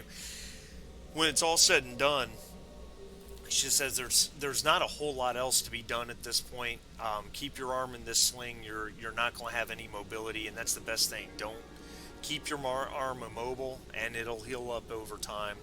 Um, you're lucky. What happened? She said it looks Well, like you got hit by something. yeah, yeah, I did, but we, I don't want to say, I don't want to have to explain this 6 times. So, why don't you, why don't you come with us over to the Hab, and we'll tell everybody what happened all at once. She says, "Okay, all right." Welcome on your radio call. Call Waylon. Make him come to. Tell him to come to the Hab. Yeah, on that, and I'll give him a call and strongly advise him to come to the hab with his wife. So, I guess we get to put the cold weather gear back on. Just across the street. Just across, yeah, just across the pathway over to the Hab. But I don't want to get frostbite. All right, all right. All right. So you guys come over. Waylon, when you call Waylon, he says he'll be there in a minute. Let him put his gear on. Connie and Sven. Sven's like, we're not going out there. We'll just whatever you got to say, just say it over radio. But we're staying right here. And you can almost hear Connie's eyes roll. Yep, I will just then quickly relate what happened and tell them, yeah, crazy big man with an axe. Um, Watch out for him.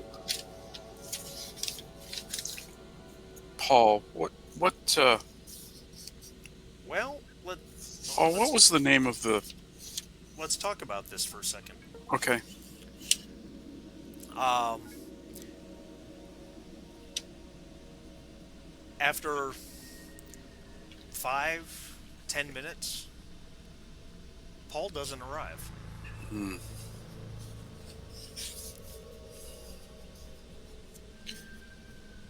All right. Everybody's in the hab, but Paul's not there. Right. Yeah. Well, and Sven and Connie are up On there. the radio. Yeah, they're on the radio. So this is bad. Let me explain what happened. We got to the ship. We got to the ship, and the airlock, both hatches were badly damaged. The ship will take some repairs before it can leave orbit. And we came upon a man with an axe, basically destroying the ship. And we had an altercation, and I shot him with my pistol, but he struck me with the axe. And Oh my God, are you okay? no, my elbow, as you can see, is in bad shape. But what this means is that we asked Paul to come over here, and he got away. He got away from us, escaped into the weather. We came back here right away, but now we've called Paul over. He said he'd be right over. I have to believe that he might have been attacked by the same man. Talia, do you remember the name of the engineer that was helping Dr. Mehta? Yeah, his name is Jaleel Equenzi. Jaleel Quincy. Why isn't that in my notes? I thought I heard that before.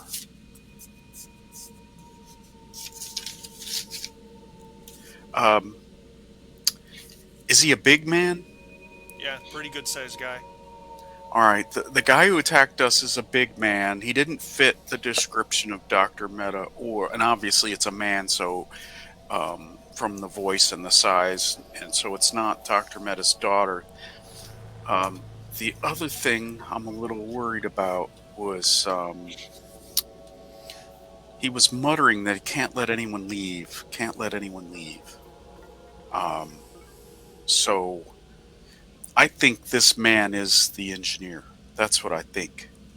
I think that something went awry with the experiments a few days ago. They haven't had power for a couple days, but the experiment, the power drain from the experiment, the timing of that, coupled with the timing of the sabotage that's been going on, all couples up.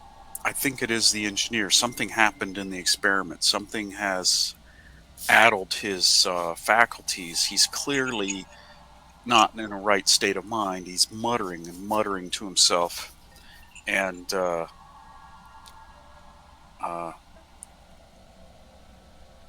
and, maybe I should have just let him run out of the ship. I shot him, um, and he attacked me.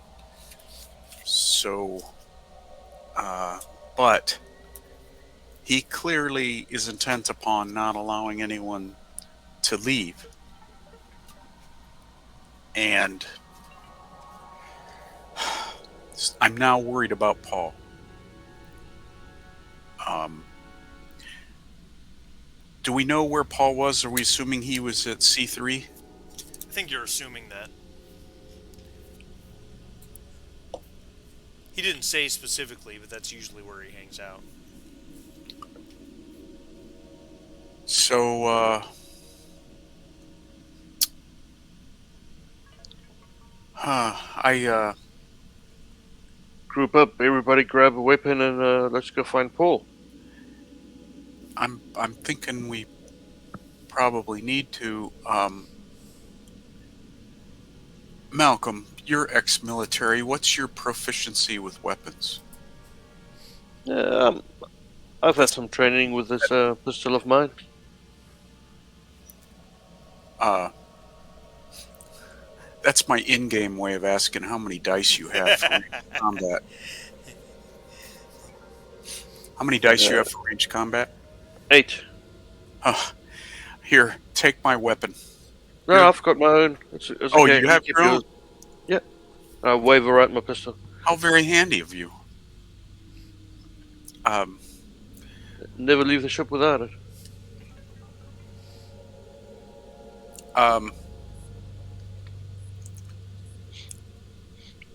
Doctor and Chip, I think your help would be, obviously, there's safety in numbers, but I don't want to leave Talia alone for sure. Well, is there any way Talia can board up? Otherwise, she's coming with us. Well, can the hab be... We went through this once before. Can the hab be locked from the inside? It can.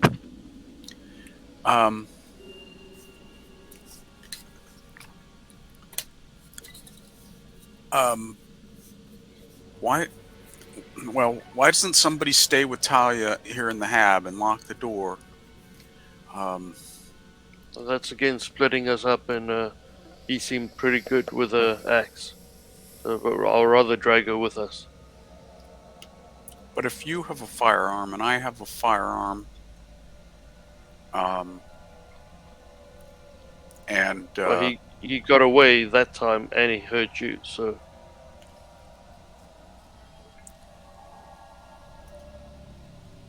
well, I suppose we could all just stay in the hab and let Paul bleed out if something's happened to him. no, like I said, everybody go. Everybody grab a weapon and let's go. I'll go. Where's my gun? Well, I don't think Mercedes can shoot her gun. It's the right arm. So, Chip, you wanna? I'll show you quickly how to shoot a gun if you want. I'm not letting Chip have my handgun. There's no way that's happening. Knock it off. Malcolm, you should know Wait. better. Well, I'll we shoot need left-handed if I have to shoot. We need every abled hand here. We don't want it to Besides, slip through our fingers. You're presuming I'm right-handed.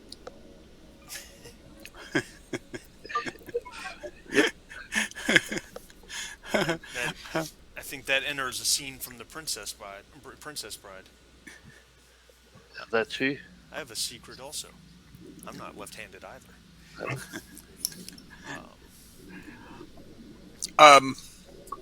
Well, I understand, Malcolm. It's not clear that two of us would be a match for him. necessarily because of his size. Uh, but I'm not sure what we plan to do other than go to C3.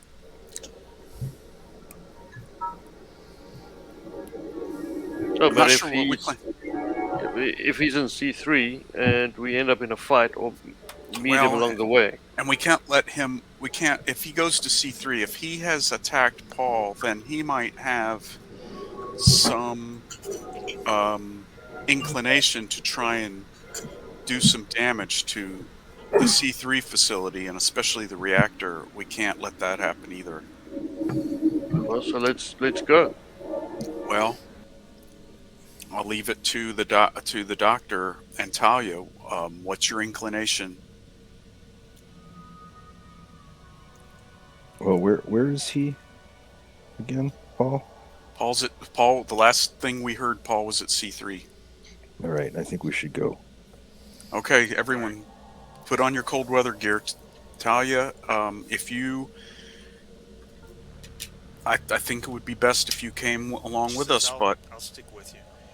okay, So as you all step back out into the storm, um, and you start heading to C3,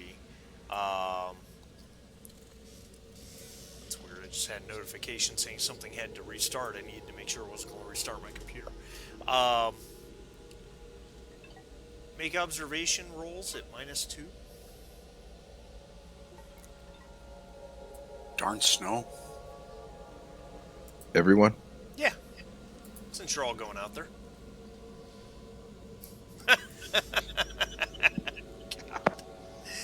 Of course. That's amazing. All right, so we've got successes everywhere, except from the one of the most observant people in the group, the scientist. She's busy watching Chip. Yeah, that's probably truth. Make sure Chip doesn't go running off. You guys attach to the runner and start heading towards the command building, and you get 10 meters, 5-10 meters away from the door, and even through the storm and the reduced visibility, about halfway between habitation and the command building, there's clearly somebody lying on the ground, slowly being covered in snow. What makes it so obvious to see is the shock of red against the backdrop of white.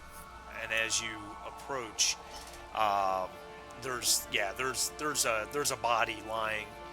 Um, still has a what the hell do you call those things?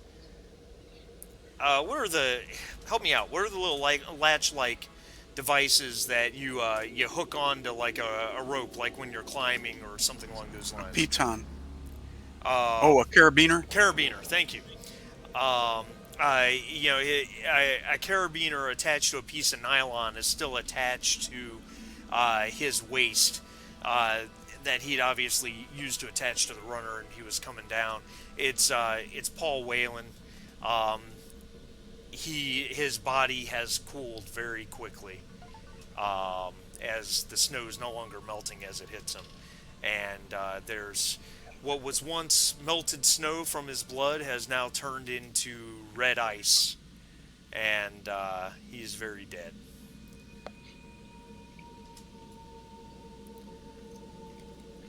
Well, I guess we have to keep on going. Like I said, make sure that the power supply and everything is safe around here. Is this Chip's first time seeing a dead body? You know what?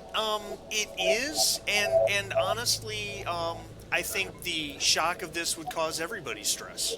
Yeah. Sorry. Just the pure brutality of his violent death. Um, Well, and theoretically, Malcolm is probably the only one who's seen anything like this before. The rest of us are newbies to the whole death game. Yeah, yeah, and let's see who had multiple successes. Chip had multiple successes, and so did Mercedes. He's been Paul has been hacked into repeatedly by something. Mercedes, your guess would be it was the axe you saw uh, that you personally had your own run-in with earlier. I don't know why you guys are so stressed out. I didn't see a thing.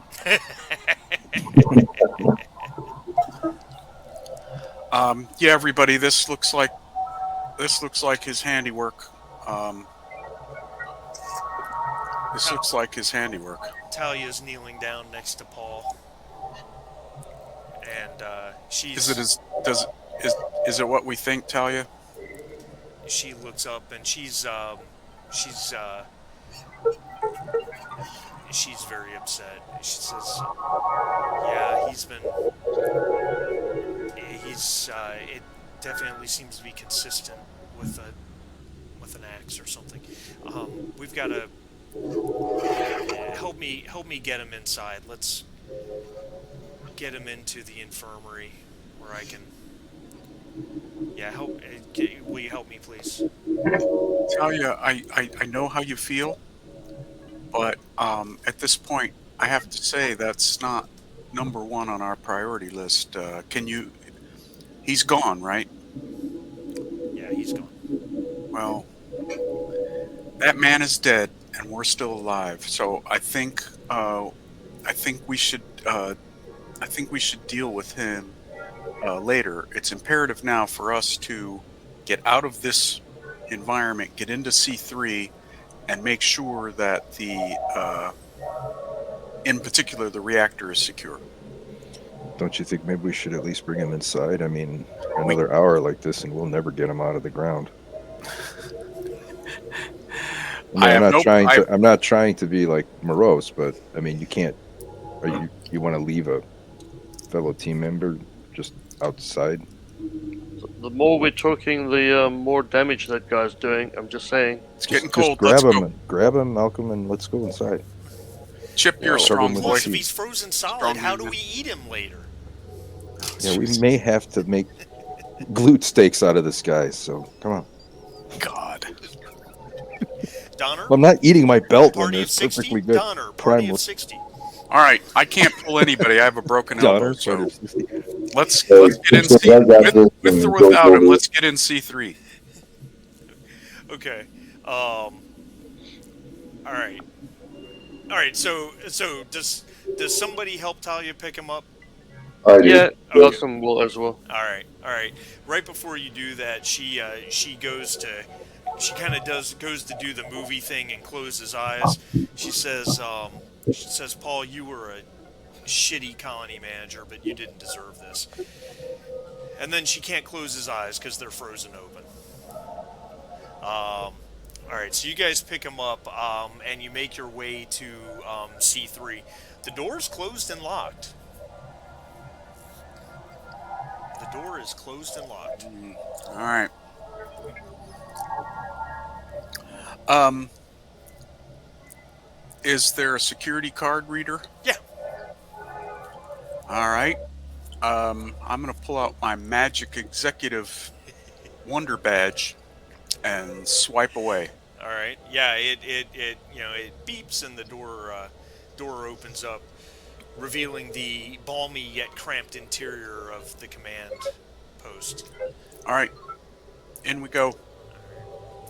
Um, it's a breath of warm, almost hot air with everything you guys are wearing. The security access hatch that's set into the floor that goes down into the towards the reactor is still closed and sealed. Doesn't Okay. look like he's been here yet. Um, well, C3 is really like one entire room with equipment and stuff in it, right? Correct. And then the hatch. Right. Um, is there a ladder that goes up on the roof? On the outside. On the outside, but That's not where on the. Malcolm went, or when you guys first got here, to find that the network antennas had been damaged. Right, correct. So he went up on the outside. I didn't remember that part. Yeah. Uh, the hatch, the security hatch that goes down to the reactor, I'm assuming it also has a card reader or something on it. Correct. Um, Folks, I know this is a little morose, but could someone check Paul and see if he still has his security card? Yeah, I'll check. Yeah.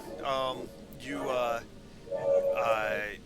fortunately he's still pretty frozen.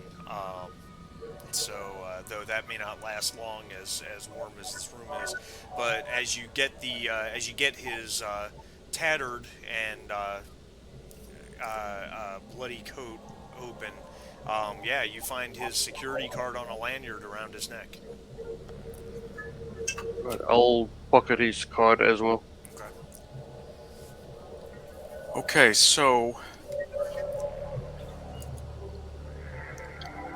it's not apparent then that that crazy guy has gone down into the reactor room. So I guess that raises the question: what do we do now? We know what happened to Paul. Um, the reactor is safe. Theoretically, Siegson has somebody coming here in. Well, Paul said it was going to be 17 days. Was it 17 or 17. 13? How many? 17, and it's been Okay, two so since he lost network connectivity. right, so there's 15 since he told us, which means it's 14 and 20 hours away.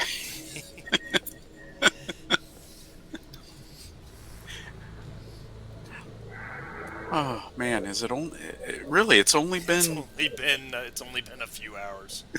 maybe four hours. Um, Um, Talia says, "Well, the first thing we need to do is we need to take Paul over to the infirmary where I can put him in storage."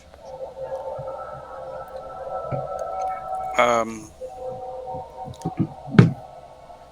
but the infirmary has 4 entrances, and they don't lock. So if we do that, we do it together, I guess. She says, Um, Sounds is smart to me. is there any advantage? Is there any benefit of all at all of keeping anyone at C3? I'm not sure there is. Um, Although he hasn't shown the ability to get into anything with a locked door. He's got an axe. I guess he could work his way through, but I don't believe he could get an axe through the hatch going down to the reactor. Maybe he could get through the door with an axe, maybe, but I don't think he can. Um, what do you think? I agree. Let's seal her up and go back to the hab. I feel like our hands are tied. It's not like we're going to go out in this weather and in this dark and run around trying to catch a guy that so far has been able to survive on his own in the weather for days. We're not equipped for it. We don't have the skill set. So if Talia wants to take Paul back to the infirmary, I say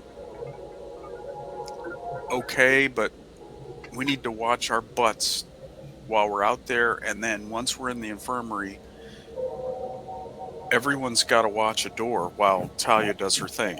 Okay?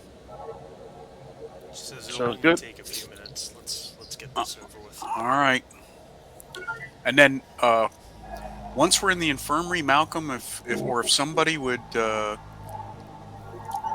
call the Nielsen's on the radio and tell them what's happening, that it's not a ghost, that it's a man, and we think it's the engineer from the research site.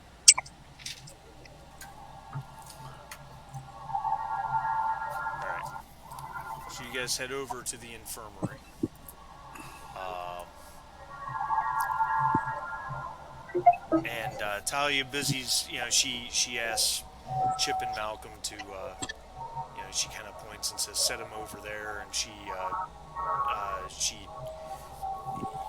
gets him on a mobile gurney, and it starts preparing the body. When you call over to Sven and Connie, Connie picks up and you tell her what happened, and she's absolutely shocked.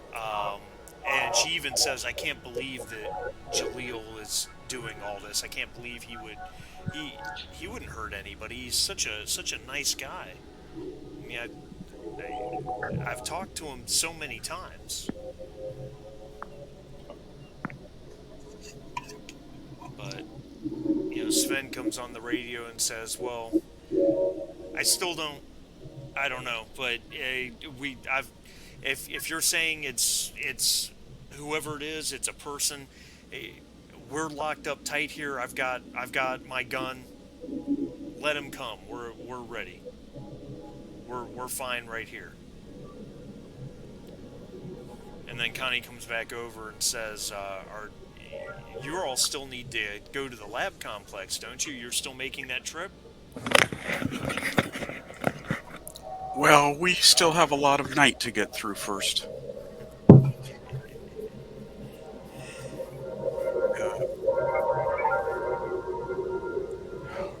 we'll, we'll, we'll, we'll have to see in the morning when it's daylight and it's warmer. We'll have to rethink the situation and decide. Yeah, Talia finishes up and she says, "Well, I'm done here. I guess I'll just go back to habitation with you all." I think that's a good idea. We go to habitation and we lock everything up. Any objections? Sounds good. All right. All right. So, does anybody have anything they want to do in habitation?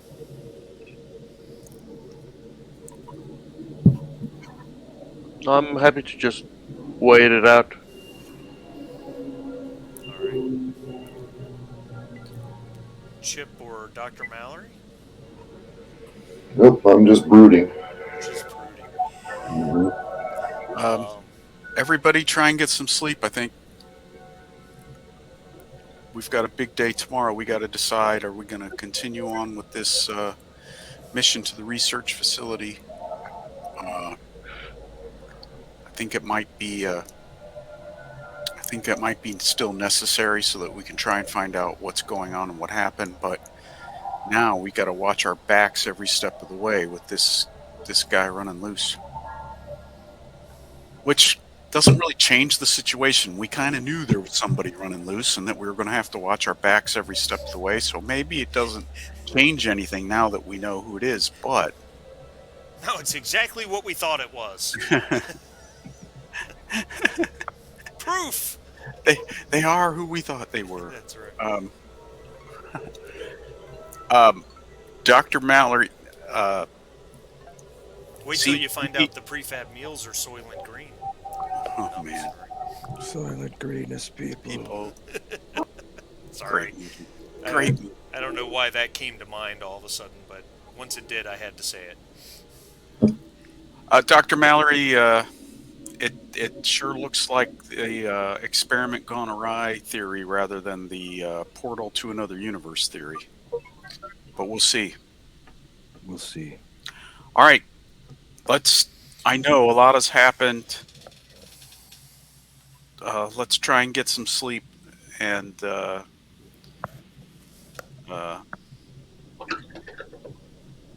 and if we're gonna go to this facility tomorrow, we we got to get going at first light because there's not much daylight to get our butts there.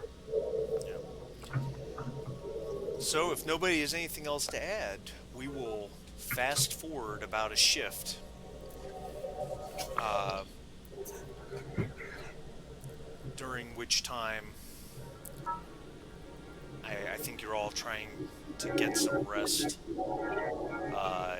Get a little bit of sleep, try to relax, but how can you with the storm going on and the knowledge that someone's not only been damaging the facility but has now killed a man and attacked one of your own? But somehow you find a way to get some sleep. So you guys can. I think Mercedes still has 1 point of health to recover, or two.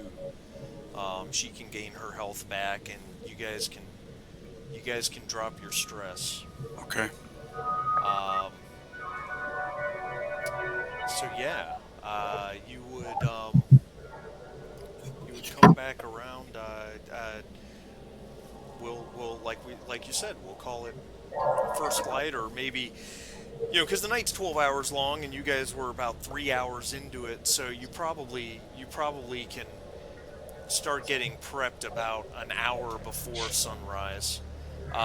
The temperature is coming up outside. It's now it's now only probably -30 degrees, and it looks like the storm is mostly cleared out. There's still some large lazy flakes falling to the ground, but it's visibility is substantially improved. It's nothing like it was, but it does look like it probably dropped 2 feet of snow on you guys over the space of that 8 or 10 hours.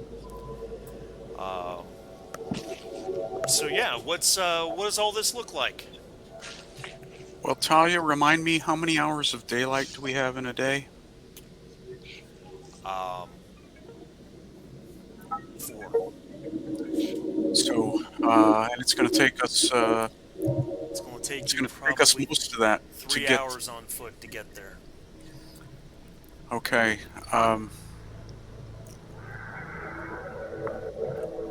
Talia, this will be.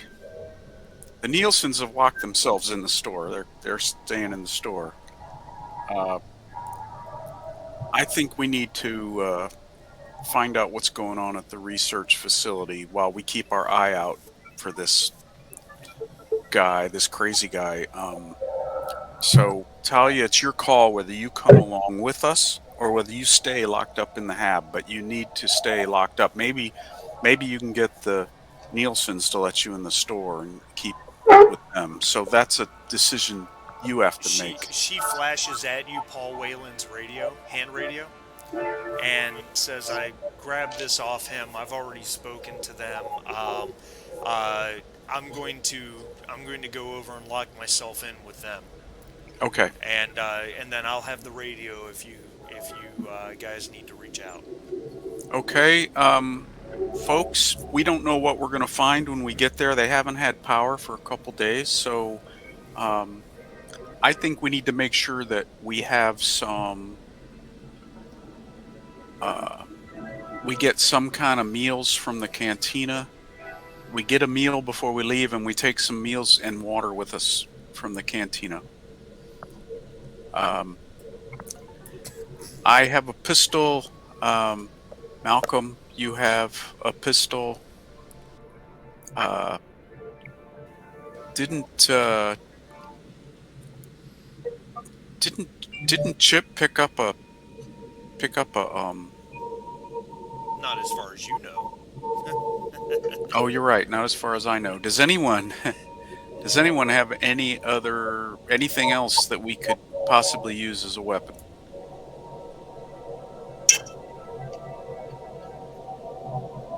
Silence is deafening. Is there anything possibly in the Seegson There's nothing. store that we could use? Even a even a even a maintenance jack or something like that we could use as a blunt weapon. I can't swing it. I have a bad arm. I can shoot left-handed, but I can't swing anything big. Any suggestions? Well, Okay. Louise doesn't know anything about weapons and stuff like that. She's totally clueless about that. She has nothing anyway in her inventory. Never played softball when she was younger. Hit anyone with a baseball bat. You know, I thought about something, Mercedes. Um, we don't know if you're right-handed or left-handed. Let's be blunt. A very, very, very small percentage of the population is truly ambidextrous. So it's your what? Your right elbow that's messed up, correct? Well, that's what you said. I'm Yep. assuming that's what came out of Yep. the roll. So here's what I'm going to do. I'm gonna roll a die, and if it's even, you're right-handed. If it's Ooh. odd, you're left-handed, which means nothing happens. But if it's even and you're right-handed, then that means shooting left-handed. I'm probably going to cause you a -1 penalty to your range combat rolls. Yeah, I assume that. And if you're gonna be honest with it, you'd roll a d6 and if it's a one, you're left-handed, and if it's any other number, you're right-handed. That's true, but we'll ignore the odds of that. You're Okay. fortunately left-handed, so Huh. Wow. Well, she's a creative type, yeah, right-brained. yeah, yeah. That's it. So are you guys going to set out for the complex? Is that the idea? Yeah, as long as Anybody have anything else to add? does. All Christ, right. can we just go? Chip says. I'm I want sorry, to go. I didn't catch that. What was that? Chip's very annoyed, and he says, "Jesus Christ, can we just go?" Chip, don't be rude. I'm not being rude. Hey, Somebody dead. Mary You got to go. Poppins. Mary Poppins said, "Any task properly begun is half done." So Who the F is Mary Poppins? I don't care who F Mary you need to Poppins you is. need My to look at girlfriend's out there. you need to look at some vids. I understand. Let's make sure we have our food, our Now you water. want me to watch videos? Phew.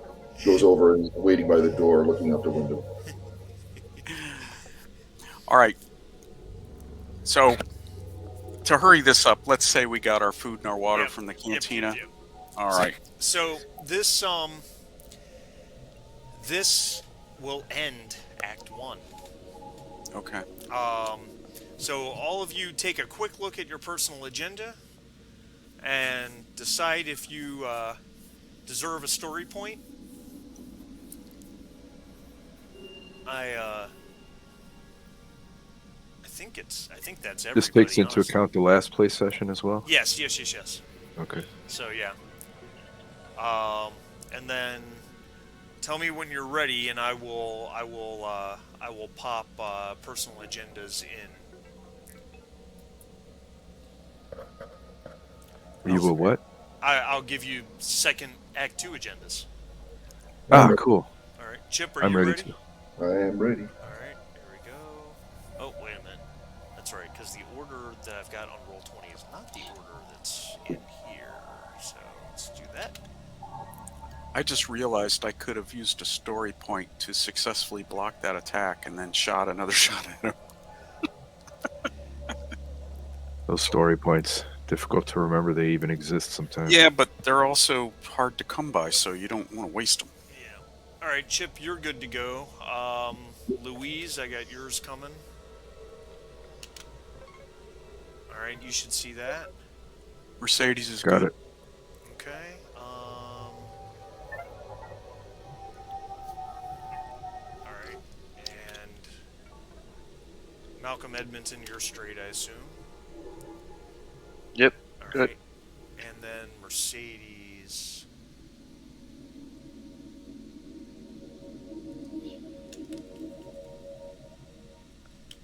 All right. All right.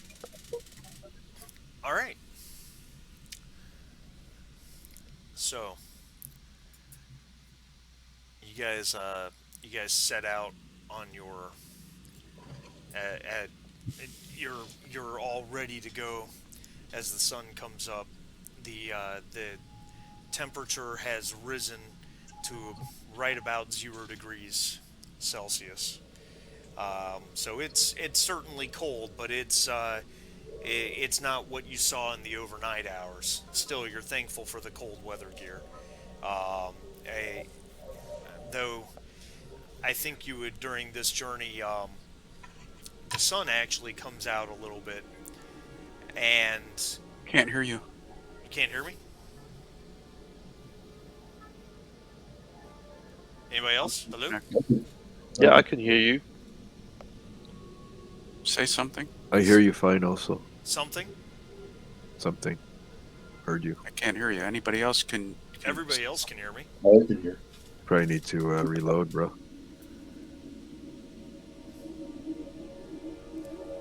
Testing. Yeah, seems we can hear each other. I can hear you testing. I heard Bob just fine. I heard Marty just fine. Oh, hold Thermo? on. Ruh-roh. All right, hold on a second. I'm having trouble on my end.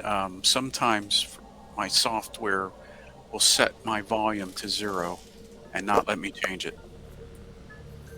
Hold on a second. Alright.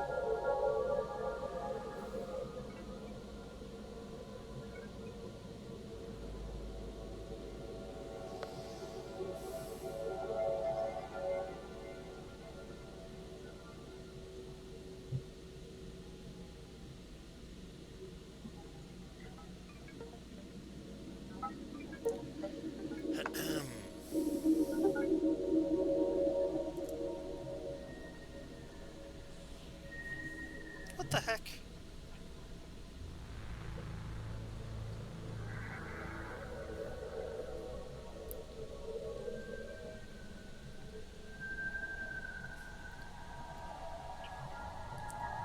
Well, guess we're going to hurry up and wait.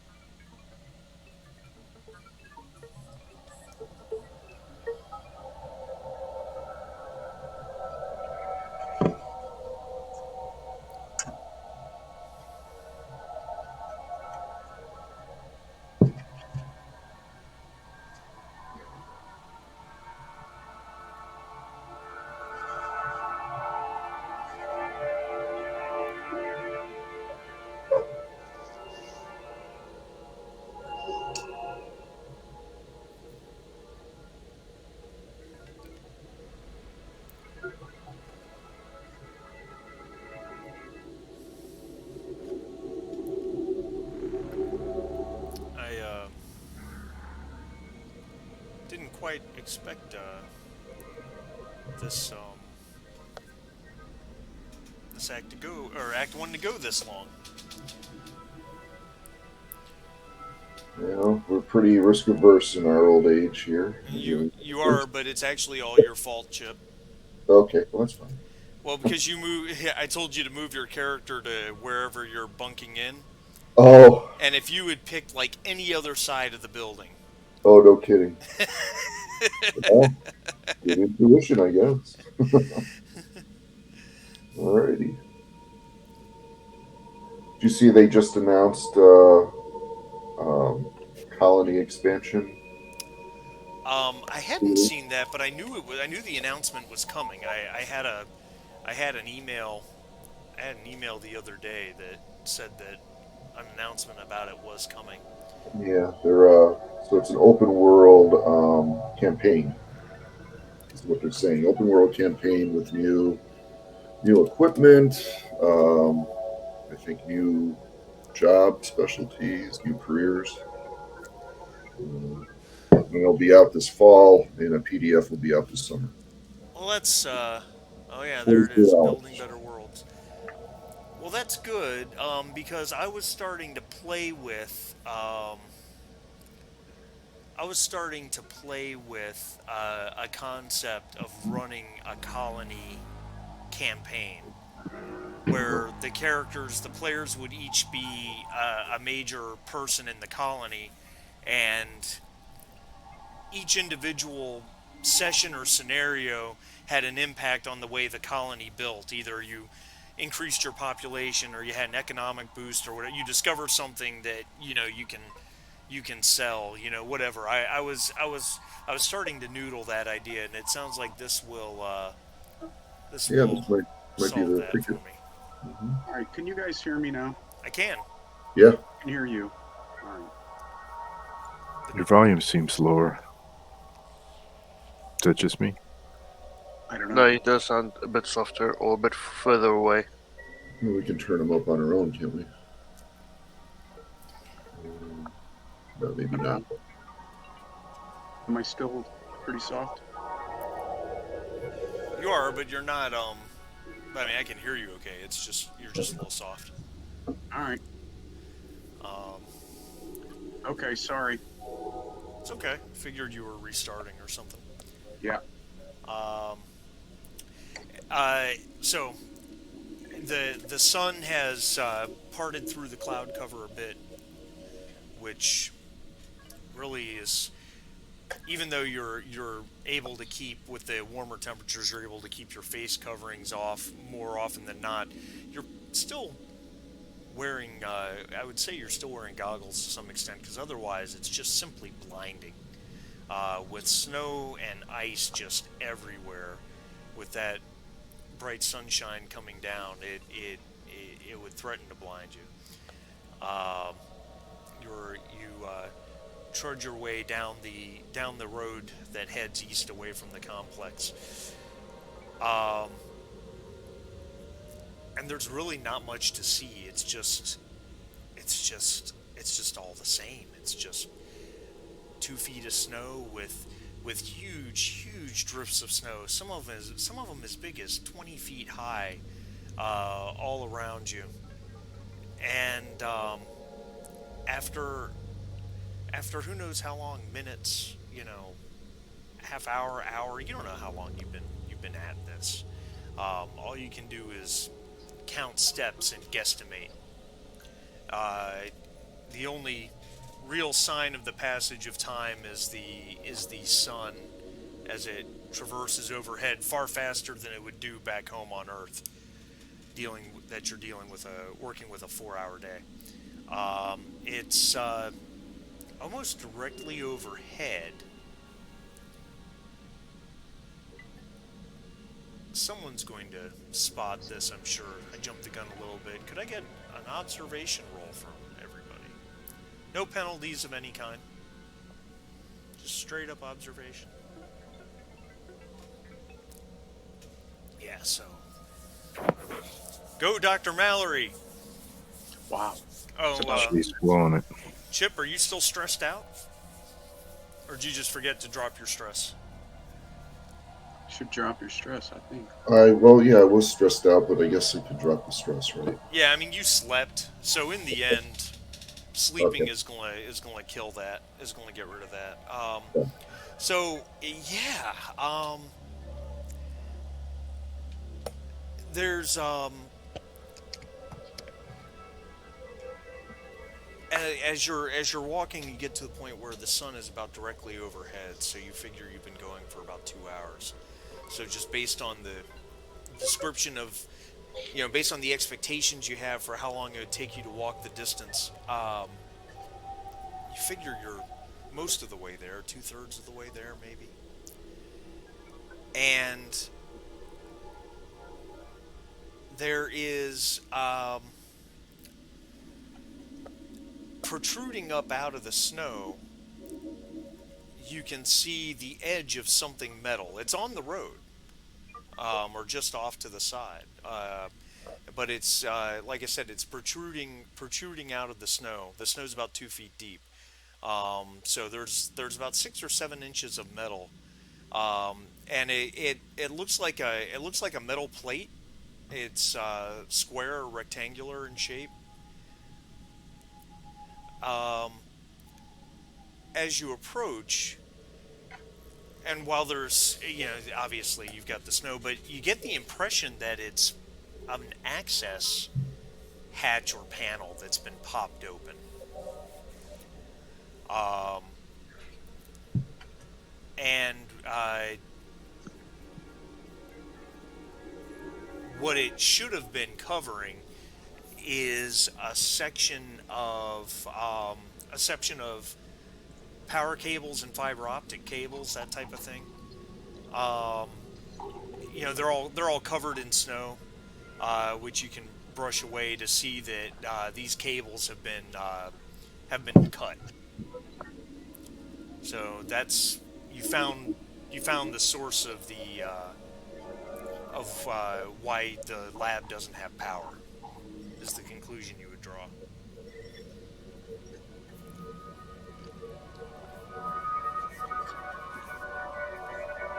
Okay. Well, looks like our looks like our friend has been busy.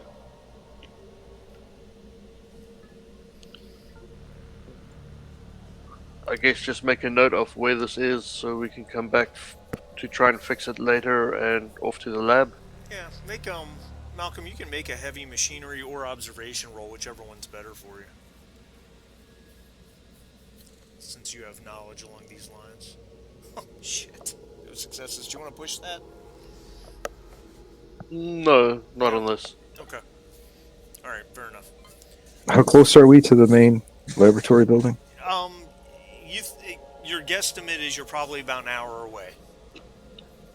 Sun's overhead. You've got roughly 2 hours of daylight left before the temperature starts to drop. All right, when we get close enough that I can see it, but it's still small enough to cover with my thumb, I will run a radiology check. Okay. Oh, that's right. You have a CBRN kit, don't you? I do. All right. All Um, right, so you let's guys get on it, folks. continue to trudge your way. Um, the sun is starting to head towards the horizon at your backs. Um, when you can see in the distance a prefab plastisteel building, it's all just gray plastisteel. From this perspective, at least rectangular. Um, you can run a survival check, um, Dr. Mallory. Okay, coming up. And I think your +2 would apply for this.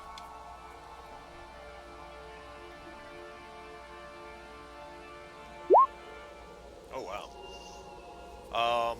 So you have 3 successes. There's no indication of any any radiation. All right, can I extend some of these checks to also include other potential? Yeah. I would, because you have a CBRN kit, so that's chemical, biological, radioactive. Yeah, so there's certainly the area seems safe. Um, Radiation's clear, foregas is clear, chemical contaminants are clear.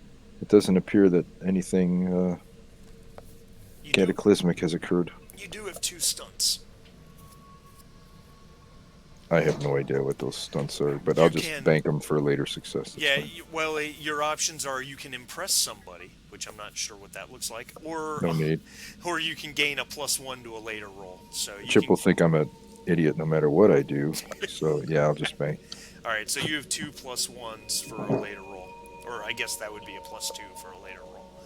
All right, very good, very good, very good. So let me do this.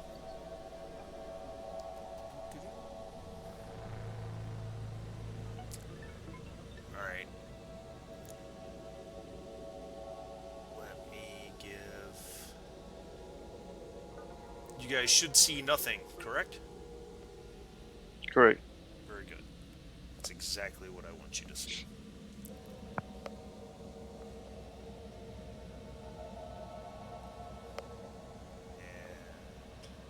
That's funny.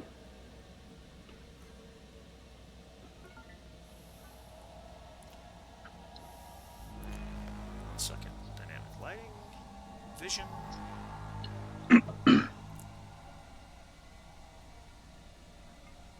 Let's light. Say, let there be light. Malcolm, you should see. I can see stuff. Okay. Not too much stuff, I hope. No, just the bottom left. Some names. Yeah, that's the map legend, which I guess I probably should have taken that off, but it's okay. It's okay. It's all right. Mercedes, you should too have vision. Yep. And Chip,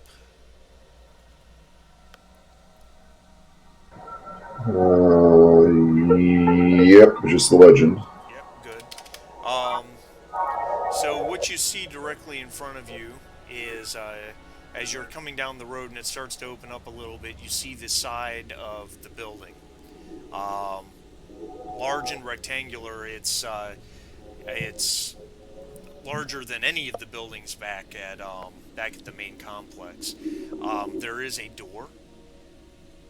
It's an electronic door that is right there, and it's actually open about halfway. Snow spilling into the dark interior. There is also a tractor parked right here where I'm pinging.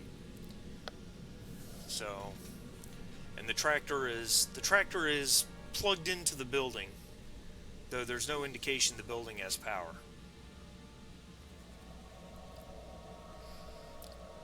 And you have about an hour of daylight left based on where the sun is. Let's see if there's any battery juice in that thing. We may be able to use it to drive back home. Yeah, that's what I was going to suggest, Malcolm. You're the closest thing we have an expert on equipment. Maybe you could take a look and see if it got a charge before the power went out. Yeah, I'll have a look. All right. So, Malcolm, make observation or heavy machinery, whichever one is better for you. I think that's heavy machinery. Okay, you have 2 successes. So, as you approach and you start to check the the thing out, and this is going to take a turn. So 10 minutes of work. You do have a stunt. So, what would you like to do with that stunt? Is it possible to half the time? It is possible to half the time, so you can do that in over the course of 5 minutes. Do a quick, uh, in my business, a quick used car inspection. Um, this is a standard Daihotai 6x6 tractor. All 6 wheels are damaged. The tires are flat and the wheel hubs themselves are messed up. It can't be driven. However, the battery pack is mostly charged. It's sitting on like an 82% charge. And the drive system is functional. It just doesn't have wheels it can drive on. But it does have power. While he's doing that for 5 minutes, what are the 3 of you doing? Um, I'd like to mosey over to the open door and look through the open door. Okay. Is it dark inside?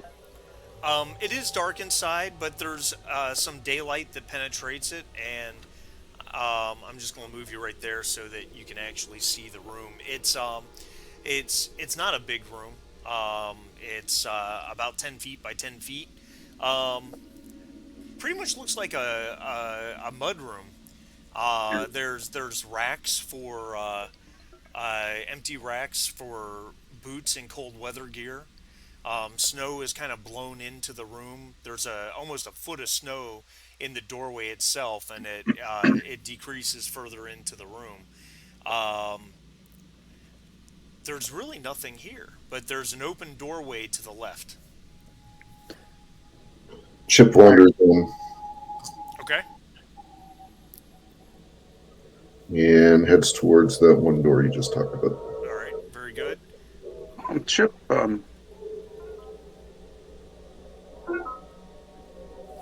don't you? I know you're Oh no, anxious. Chip, come back. Please don't go and leave me alone without you. Chip, I know you're anxious, but why don't you? Why don't you hang for 1 second till we're all together? There any? Can we see any emergency lighting, or No, is it just dark? it's just dark. Chip, did you remember to bring a flashlight? I think Oh, I don't think you did. no, Actually, I think I might. Yeah, I have a high beam. Oh, look at you. Yep, I'll fire that one up. all right. All right. So make a power roll for me. Dr. Mallory, can. Oh, Oh my God! Wow. Holy crap. it's Apparently, really Chip hard on forgot these to check equipment. his batteries. Forgot to Flashlight charge theory. the flashlight while he was in cryo. So drop your power to 2, please, Chip. Yep, Um, but you turn your flashlight on and shine it into the next room, I assume. I do. Okay, so I'll just move you there so that you can have vision on the room. Um, the Dr. Mallory, what are you doing? You're hovering all the way on the edge. Well, she's gonna have to run along and try to keep up with Chip so he doesn't kill himself. Okay, that makes sense to me. Um, this room, it's the same width in one dimension at least as the mudroom, about 10 feet, but it's longer. Um, it's 16, 17 feet long. There's an open doorway at the end, and there's another one to the right. You should be able to see those on the map. It looks like you're in just a basic rec room. There's a single couch, or there's a couch and a single recliner. Both appear to be made out of leather, or at least synthetic leather upholstery. Kind of old and in disrepair, duct taped together in spots. They've got probably tears in the leather that have been duct taped over. There's a big vid wall on the left side, which of course has nothing going on because there's no hint of power. And there's also an arcade machine right here in the near corner. Okay. Did you say what's on the other end of the wall, like opposite of me? Straight over here is a doorway. There's Yeah, another doorway here, and then the vid wall's on the left. yeah. Vidwall and arcade machine and nothing really else in the room, then, right? Yeah. All right. I will start headed towards the nearest door. Okay. All right, just I'll let you know what I whispered to the game mother. Mercedes, I'm stepping back out the door out to the outside because I don't think any of us should be by ourselves. So I'm watching Malcolm and waiting. We'll keep watching his back until he's finished his task. Um, as you're as you pass by the arcade machine towards the entry on towards the open doorway on the right, you recognize that arcade game, Chip. Uh-huh.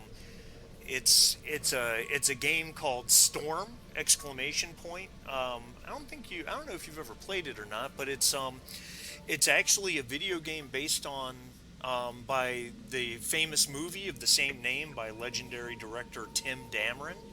Puts the player in the boots of Sergeant Sterling Storm, Medal of Honor recipient and hero of Pandora, who personally took down 5 UPP commanders and a dropship with nothing but his pulse rifle. Okay. Thank you for the reference. You're welcome. You're welcome. Sergeant Sterling Storm was Thermo in our playthrough of the CMOM. Oh, He on the Pandora colony. He took down a crocodile dropship with his pulse rifle. oh, Jesus. Yeah. All right. Anyway, moving through. Dr. Mallory, you can move yourself along with him if you. like to keep up. The doorway empties into a hallway. There's as you can see, there's multiple doors lining the hallway on the right side, and there's an open room at the end. All right. Do I pause and listen for a second to see if I hear anything? Make an observation roll.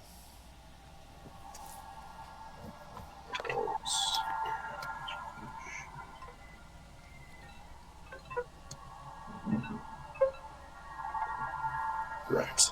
You can push it if you like. Maybe Oh, we yeah. should announce ourselves. Teenagers are all about pushing it. If there's people hiding here, they might think we're the bad guy. Success on the push. Um, it didn't. It didn't roll the stress die. That's weird. Did you add this point of stress? Oh, I didn't. Want Okay. me to roll a d6 just to see? Yeah. Please. Sorry about that. It's okay. Is there an intercom nearby, Marty? Um, there are intercoms. Yes. I think Louise will approach the intercom Okay.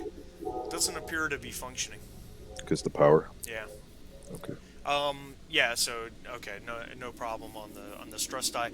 All right. So you had a success, but before I talk about that, Malcolm, you finished up with the tractor. Yeah. It runs, but it's not going to make it very far. But it does have a working drive system and a working power supply. Right. Cool. Okay. Malcolm, is it this tractor has a working power supply, and it's charged. If we had to, is it possible we could reverse the flow back into the facility? Maybe we could get some emergency lights and stuff going if it came to that. It'll take a while, and it's not a lot of power. So yes, maybe emergency lighting. But not sure how long it will take if I have to jury rig that in. Yeah, you're probably Just want to keep it in mind. you're probably looking at a couple hours of work, not a shift, but what I am hereby terming a short shift, which is about 4 hours. Of course, stunts could shorten that. Okay, good to know. Nice safety tip, So Egon. around about 4 to Okay. 6 hours to get anything running from here. Malcolm, we I'd better expect us catch to up. be They're in and they're running clearing amok inside this the place building. before Let's then, to be catch honest. up with them. Okay, I don't know if you guys are hearing each other. Oh, can you hear me? I hear you. Malcolm, do you hear him? Bob? Bob, you hear me? I hear Chip. Okay, yeah. So I think probably need to reconnect. Do you hear me, Bob? Yeah, I can hear you. I don't think Yeah. you're hearing Marty VP, though. Yeah, I'll just reload. Okay.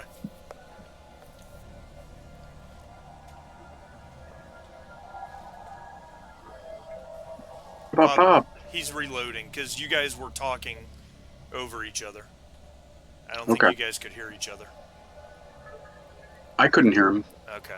Yeah, so that's what I thought because you were both going and going and going. I'm like, okay, wait a minute here. Something's wrong. See if it works this time around. Gotcha. Yep. All right. Okay. So, all right. So, real quick, one at a time. What were you saying, Bob? I was just basically saying, yeah, I reckon we'll be clearing this place before 4 hours. So we'd probably already be heading back by the time I can even start to splice the power into the setup over here. And all I was saying was that it's good to know it's a possibility if we need it. But let's get our butts going. The doctor and Chip are running amok inside the building. Let's catch up with them. Sounds good. All right. So we're going to go back in the building, and I'm going to flick on my flashlight. Okay. So let me pull up my character sheet. Yeah, make your power roll. So, Chip, you had a success on your observation roll. I did. You hear nothing. Oh, crying out loud. Lose a point of power, Mercedes. Yep. Yep, you don't hear anything. Okay. I move down to the next door. Try to listen there. Okay. Which one? The one at the far end, right? Or there's two right here, right? You've got and it you may not necessarily see it depending on the dynamic lighting is working. There's the hallway empties into a room here. Ah, Okay, but there's actual regular doors. These are not electronic doors. These are just regular doors with doorknobs lining the oh, door hallway. openings. There's Oh, there's okay. there's four of them. Well, in that case, I'll try to open the one that's next to me. Okay, just one right in front of you. Yep. Yeah, it opens up and there's a bedroom. Um, uh, when you flash your light inside, it's like I said, it's there's a bed in one corner of the room. There's an old dresser. Um, looks like I'm gonna move you in just so you have vision on the room. Darn it! There we go. It looks like it's probably a girl's room. There's clothes strewn everywhere. Um, Careful. well, this particular girl, I'm just saying it's probably a girl's room based Okay. on the clothing. Gotcha. Not the fact it's strewn, but what the clothing is. Oh, it would be strewn. Um, Got three daughters. yeah, got one myself. So, um, it's yeah. Okay, so I start to hyperventilate a little bit, I think, because this is her room. So I start looking for anything that might be a clue. Make an observation roll. All right. What are you two can move your Malcolm and Mercedes? You guys can move yourselves on the map if you like as this is going on. Since I'm with him, should I also roll for observation? Yeah, you can do that if you're looking around the room as well. Holy, 3 successes, Chip Mallory. He's motivated. Yep. There's not a whole lot here as you kind of start to look around and you pull a drawer on a nightstand revealing um, a book. In fact, it's what you know to be Kalinda's favorite book, "Do Androids Dream of Electric Sheep" by Philip Dick. As you pick it up, to look at it and maybe you know caress the cover slightly, it flops open a little bit because she's read it many times and the spine's almost broken, and a flattened daisy drops out of it and hits the floor. Oh boy, he starts to lose it. And bends over and grabs the daisy. All right. Looking a little frantic around the room. Anything else besides the book? Not really, just normal personal stuff. All right, I leave and push past my mom and make a turn to the next door or to the big room that's down there. Okay, so you're heading up the hallway. Shall we say north up the hallway? Yeah, Okay. north. Malcolm and Mercedes have caught up. Mercedes, I saw you move up into a room up into the north. Did you mean to do I that, or didn't. was that accidental? No, I'm trying to figure out where I am because of the dynamic lighting. I didn't know what was going on. So room number 6 was the bedroom. Was the bedroom correct? Okay.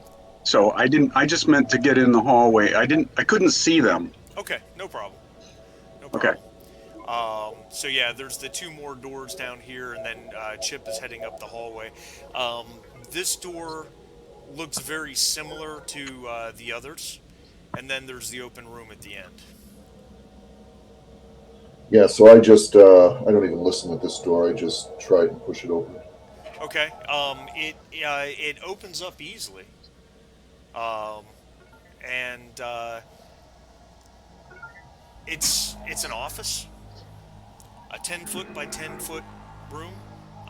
There's a desk with a computer terminal on it. Of course, the terminal is dark. There, the back wall and the wall to the side, the to the right side, the wall that is shared with Kalinda's room, has whiteboards all over it, and there's all sorts of equations in various various physics, calculus, all sorts of stuff that, of course, Dr. Mallory would recognize. Chip, I don't know that you really know much about a lot of it, um, but there is one thing. There's one thing that is circled, and I think would draw Dr. Mallory's attention, Louise's attention. She wouldn't even need to. I don't think she'd even need to make an observation roll to see it, as you guys are just looking around. So I'm going to show it to you.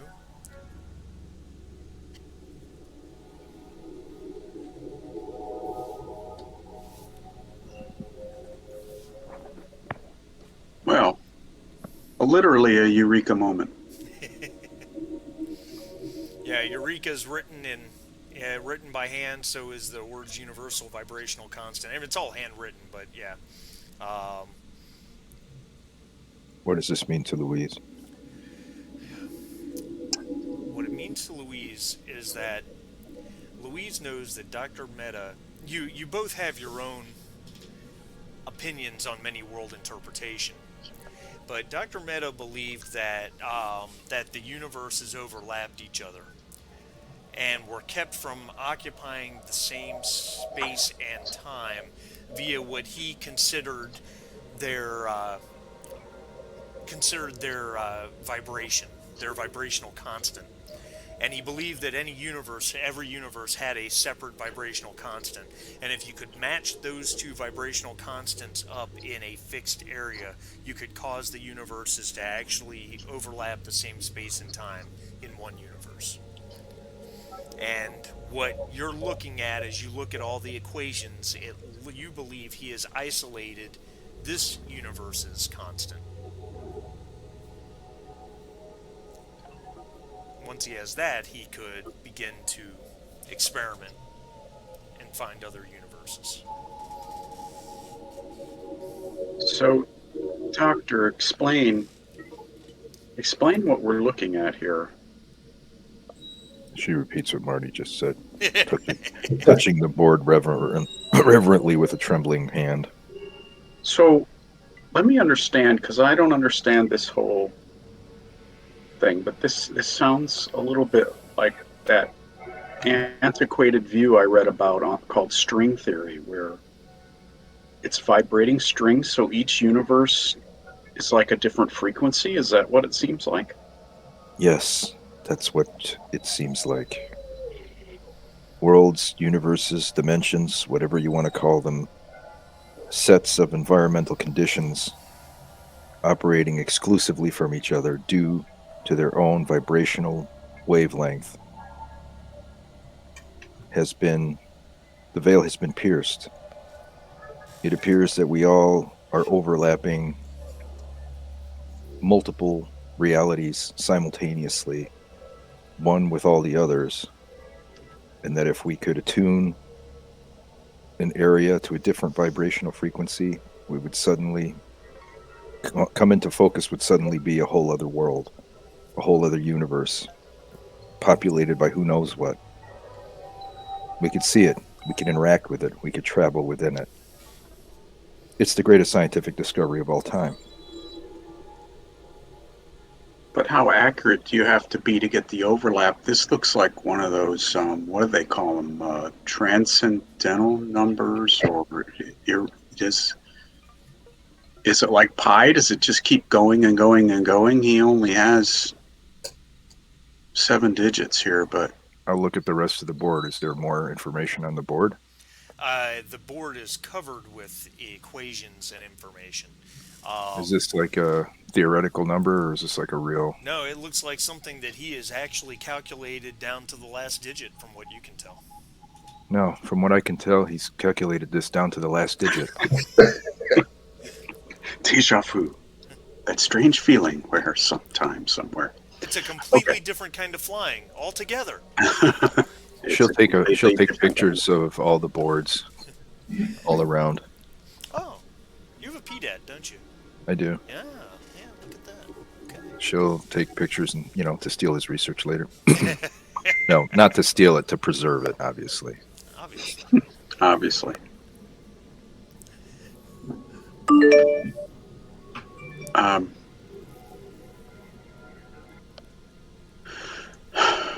okay. What is Malcolm doing? You're kind of hanging in the hallway.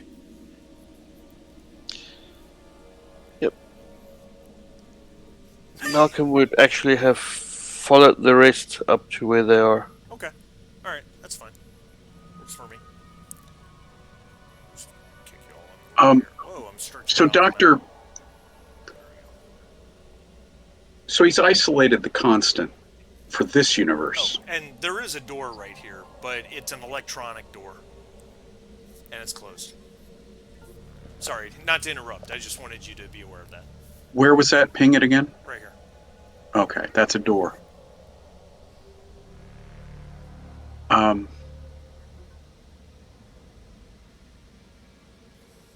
that's the constant for this universe.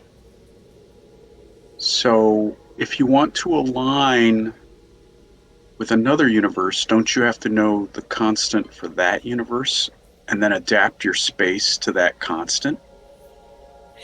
Using that Yes. constant? Yes, it's true. You would I'm- need I'm combinations s- for the different. Excuse me, ladies. I'm sorry to interrupt the fascinating and riveting science talk, but aren't we here to find people?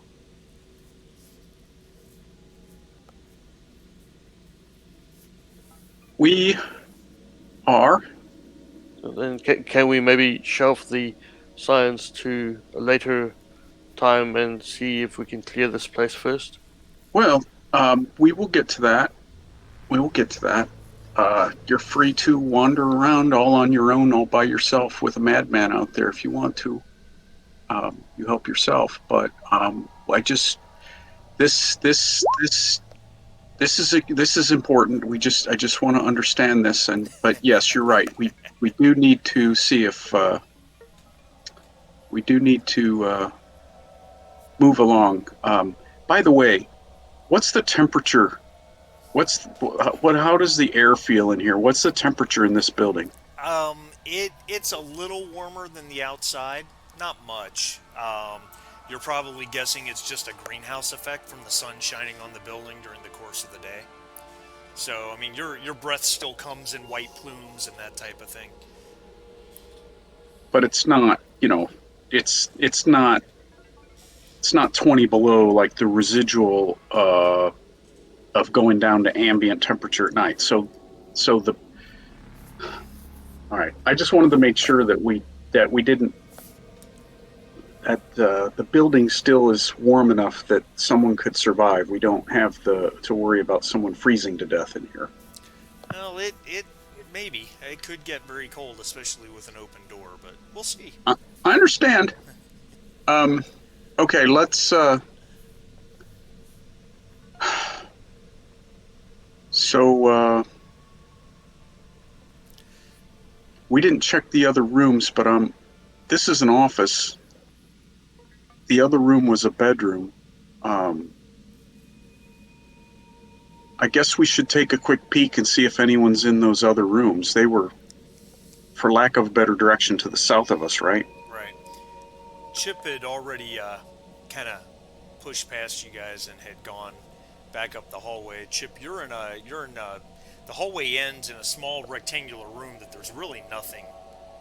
There's really nothing here, except there's an open doorway on this side of the hallway, and then there's another electronic door on this side of the hallway. However, that electronic door has been forced open. Hmm. I'll go to the one that's been forced open first. Okay. So And I'm trying my somehow my cursor is locked to pan. I'm not sure. that's weird. So I can't move my guy. I can Okay, only. that's fine. So I've got you next to that door. If you poke your head in, um, you see a big number eight. No,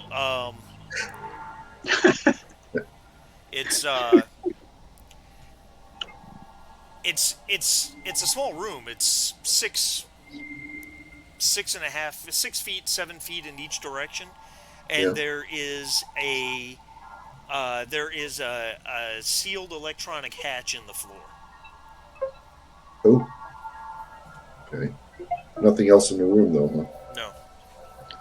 And the hatch, I try to pull on it and nothing. Yeah, no, it would need power to get into it. Either that or someone would have to muscle their way in. I'll call for Malcolm. Yeah, Mercedes and Malcolm, we're gonna get on up there.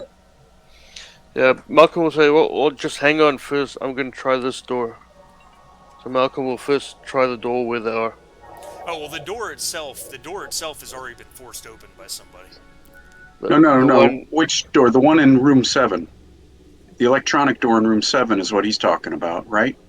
yes. Oh, I misunderstood. I'm sorry. Yeah. Before he leaves room 7, he wants to see if he can open that door. Okay, make a heavy machine. It has no power, so make a heavy machinery roll, and I think you have a maintenance jack, don't you? Yes. Yeah, so that gains you a bonus on this.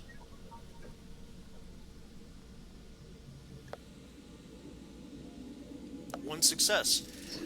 So, yeah, I guess in that case, as Mallory calls for Malcolm, there's actually a kind of a grinding of metal on metal as this door uh, cranks its way open, and I'm just going to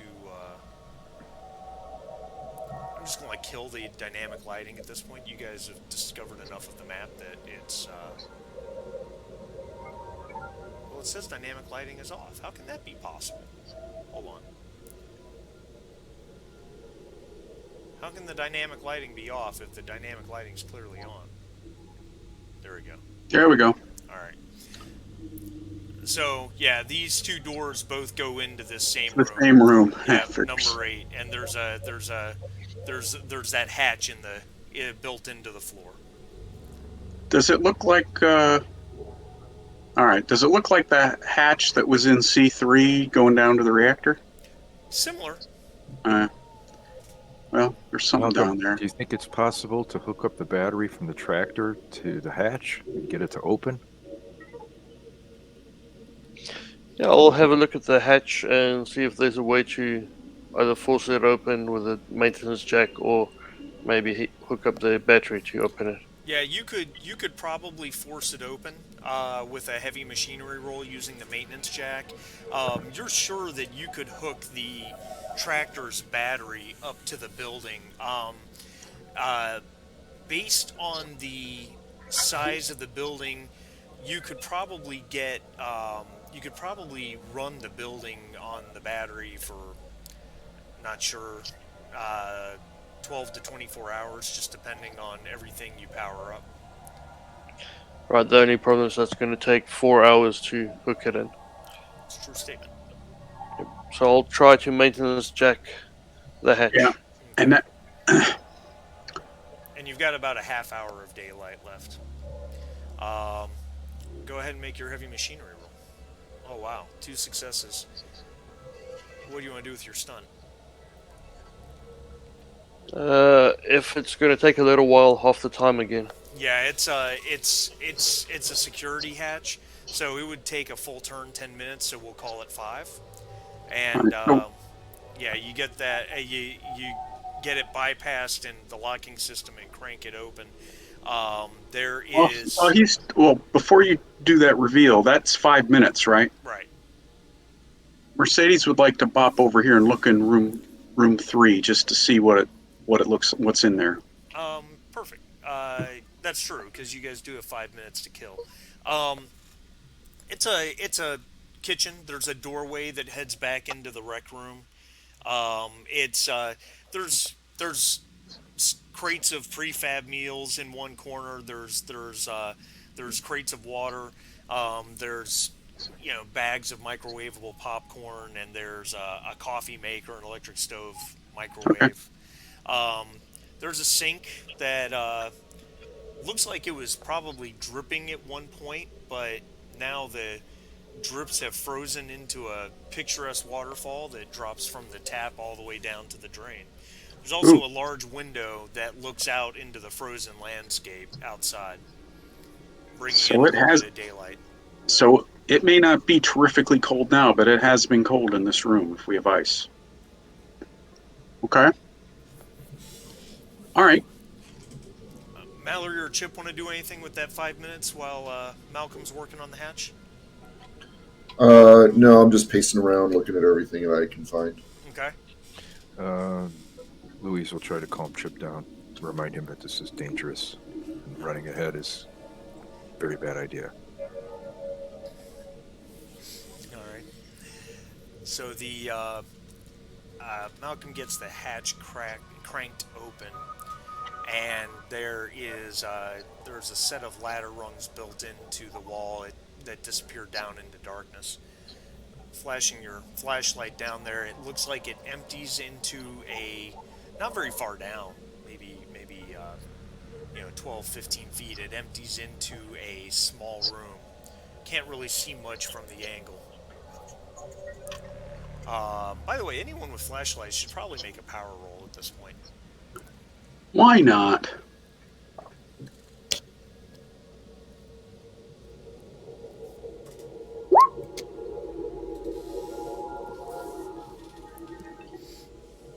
Alright. Alright, so no one's lost any power at this point. Um, yeah, so there you have it.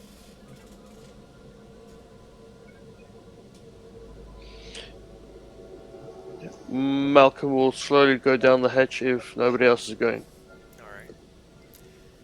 Alright. As you get down there, you find yourself in a small room, a little bigger than the one above you, probably 10 foot square. There is an electronic door in front of you that is open. Hanging on one wall is a bunch of static-free suits. Um, like you would see at a to let you into a clean room. That you would wear into a Yeah, clean room. yep. Yep. Other than that, there's not a whole lot in here. The door, like I said, the electric door is cracked open about a foot and a half. You'd have to probably turn sideways to squeeze your way through. Well, I'll just yell up and tell everybody what's down here if they haven't come down yet. All right. All right. Then I'll start moving to the door. Come down, I guess. Okay. Yeah, Mercedes. Mercedes is going to let the doctor and Chip go down first, because she's still got an arm in a sling. So navigating ladders is going to be a bit difficult, and she doesn't want to hold everybody up while she's trying to get down the ladder with one arm. All right. So as soon as they go down, she'll go down last. Yeah, you bring up a very valid point. So I'm going to have you make a mobility roll. Okay. She's going to wait for the rest of them to go down, then she's going to shut the hatch behind them. No. I'd like to know how she does that. But the whole idea is, and I'll explain to those guys that just watch out for me as I'm coming down the ladder, because I've only got the one arm, and if I slip, I might need a hand. So I'll just preface that, and here we go.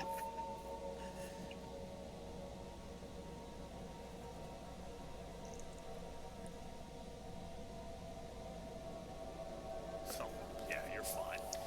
All right. This time. Yeah. With the agility of a stalking tiger, you get your way down the ladder. A three-legged stalking tiger. That's right. As Malcolm as you poke your head kind of through the doorway, shine your flashlight. The next room is large. It's one single room, probably about half the size of the floor above you guys.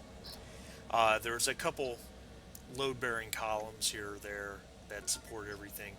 You see, just panning it around, panning your light around. You see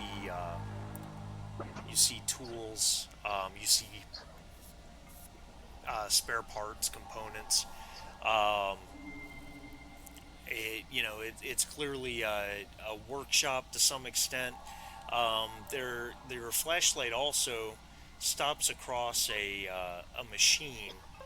It's it's huge, and you've never seen anything quite like it. Looks like something out of an old black and white horror movie that maybe you I saw was just once. thinking about Frankenstein Yeah, Laboratory. there's it's it's um, it's a hodgepodge of metal, maybe iron, steel, copper, aluminum, um, and it has hundreds of these ancient components that you think were once called vacuum tubes and light bulbs and all sorts of stuff. That's what you can see from here. You get the sense that there's a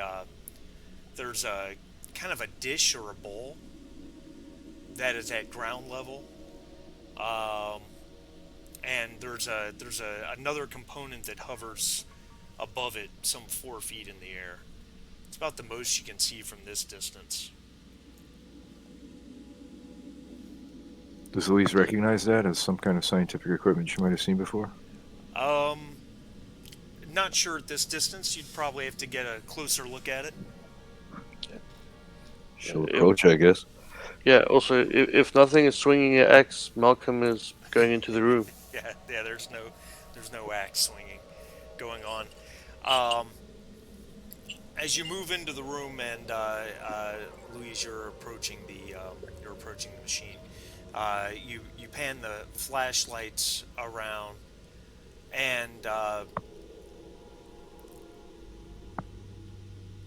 let's can I get observation rolls, please? Oh, and it is -2 technically because it is dark. Even though the flashlights remove light, it is dark. So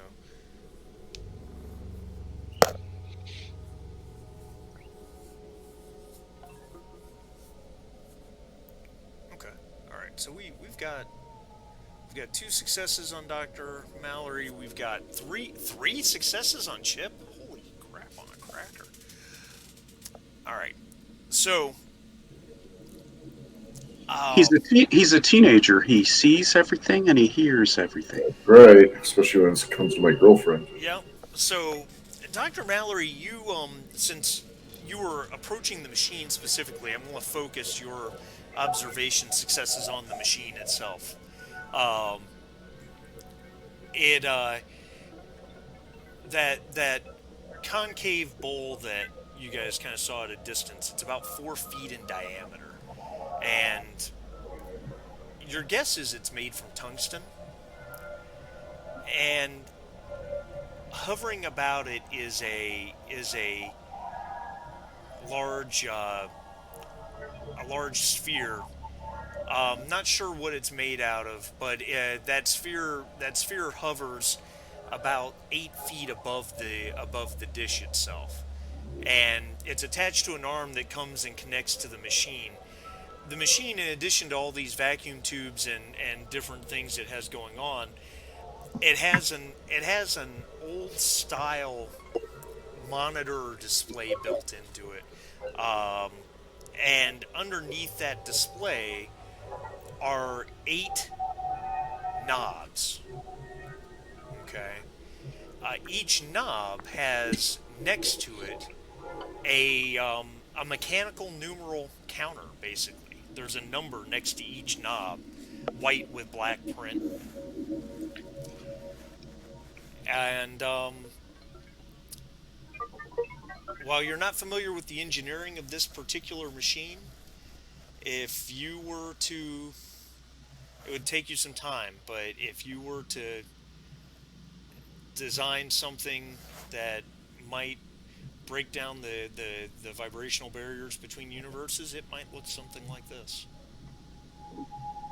So Um, it has 8 digits, like the code on the whiteboard had 8 digits. I'm presuming you input that using these knobs. So that looks like it makes sense. that would seem to make sense. The 8 digits reading from left to right specifically are 10178629. Okay, so it's set to our frequency. Oh, I'm sorry. Shit. Nice try. I screwed up. Sorry, I read the wrong number. Sorry about that. Let me try that again. Um, Let me try that again. It is 1 point. It is 10178641.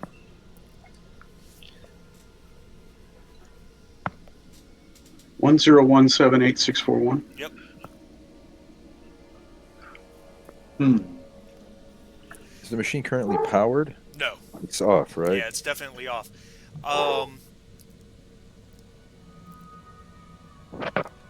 Chip, you had 3 successes. Who else had 3 successes? Mercedes had two, and Malcolm Louise is had photographing all nothing. this, by the way, before you move on. That's fine. That's fine. Chip, what exactly are I've got an observation roll from you with 3 successes. What exactly is Chip looking for? As if I don't know the answer. Any sign of his girlfriend? Perfect. Well, Belinda, right? Linda. Yep. All right. And Mercedes. What is Mercedes checking out with her 2 successes? Um, well, I'm not sure what I'm not sure. It can just be general observation if you don't have anything particular you're looking at. Well, I am looking to see if there's any recent evidence of someone occupying the lab. Did someone leave half-eaten sandwich? Is there a pen on the floor or a piece of paper wadded up somewhere? I'm just looking for General specific clues. indication. Anything that shows someone was here recently. Okay. Um, the Obviously the room is even though there are a lot of tools and spare parts that could be in some sort of organization or could be haphazardly placed. You're not really sure because you're not. It's not your field. You don't know what the purpose of a lot of these components would be, and if there is some sort of system that keeps them in order. They're just many of them are hanging on the walls or built on or on shelves that are built. Metal shelving units built into the walls, that type of thing. A there's so the whole place has a sense of certainly being used. There's no question. In terms of being here recently or not, it's really hard to tell. Um, and as you're panning your flashlight around Chip, you're looking. The room is quite large, and as you're starting to kind of make your way probably around the side of the machine to see what else is in the room. Um, your flashlight catches something for a moment as you're panning, Chip, Okay. and you pan back, and all of a sudden you realize you're looking right into a face a few feet away, kind of in the corner of the room behind a set of shelving units, and a young woman's voice calls out, "Ow, ow! Get that light out of my eyes!" And she puts a hand up. Um, Do I recognize the voice? Is it her? it is. Well, to drop the flashlight and start running towards her. All right. And bump into something in the dark. um, as you drop the flashlight, and you start running towards her, she puts her hand down and she sees you, and she gets a big smile, um, and she comes out from behind the shelving units, and uh, with her comes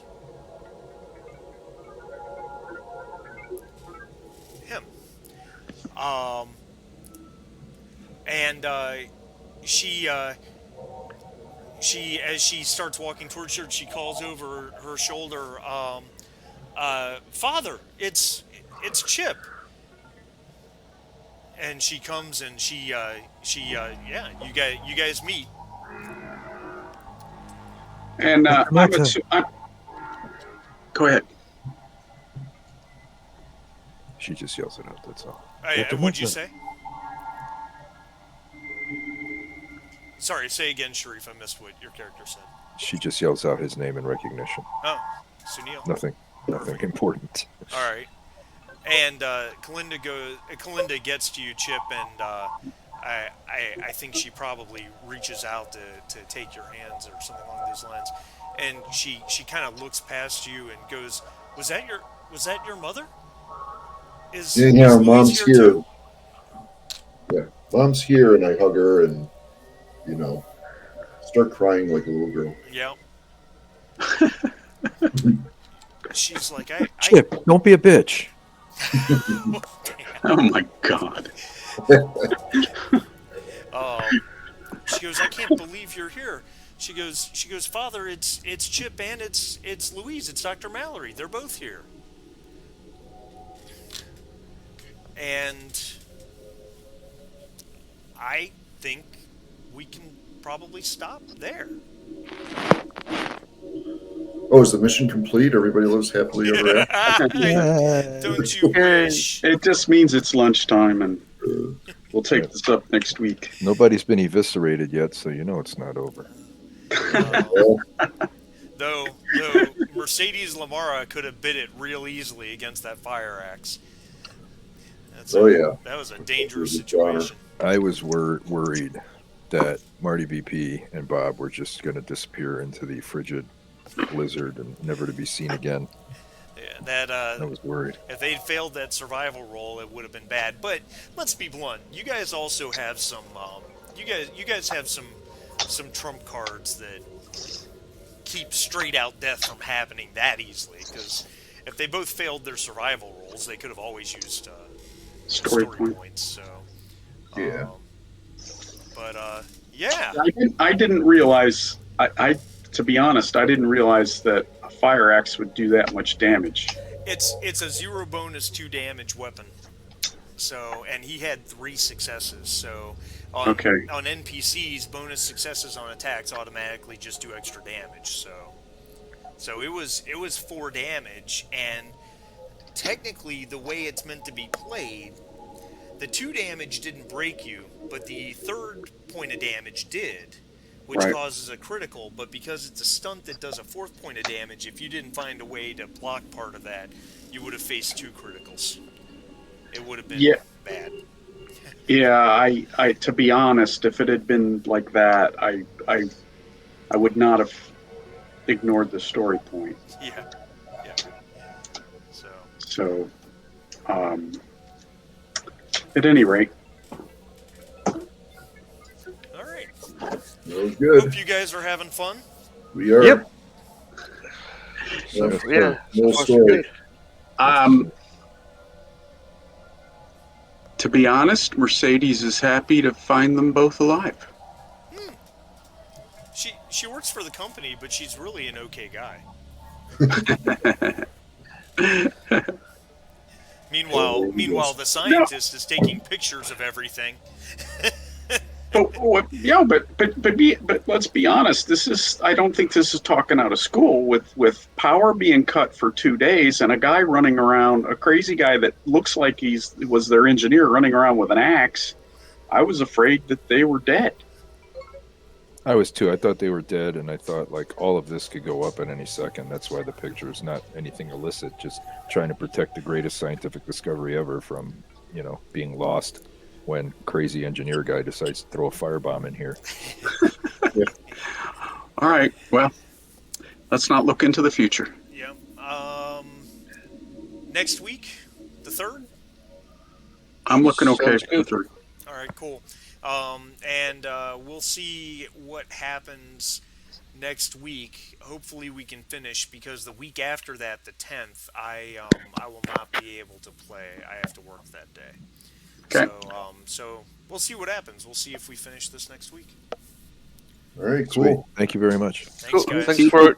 See you Thanks, everybody. guys. See you guys. Bye.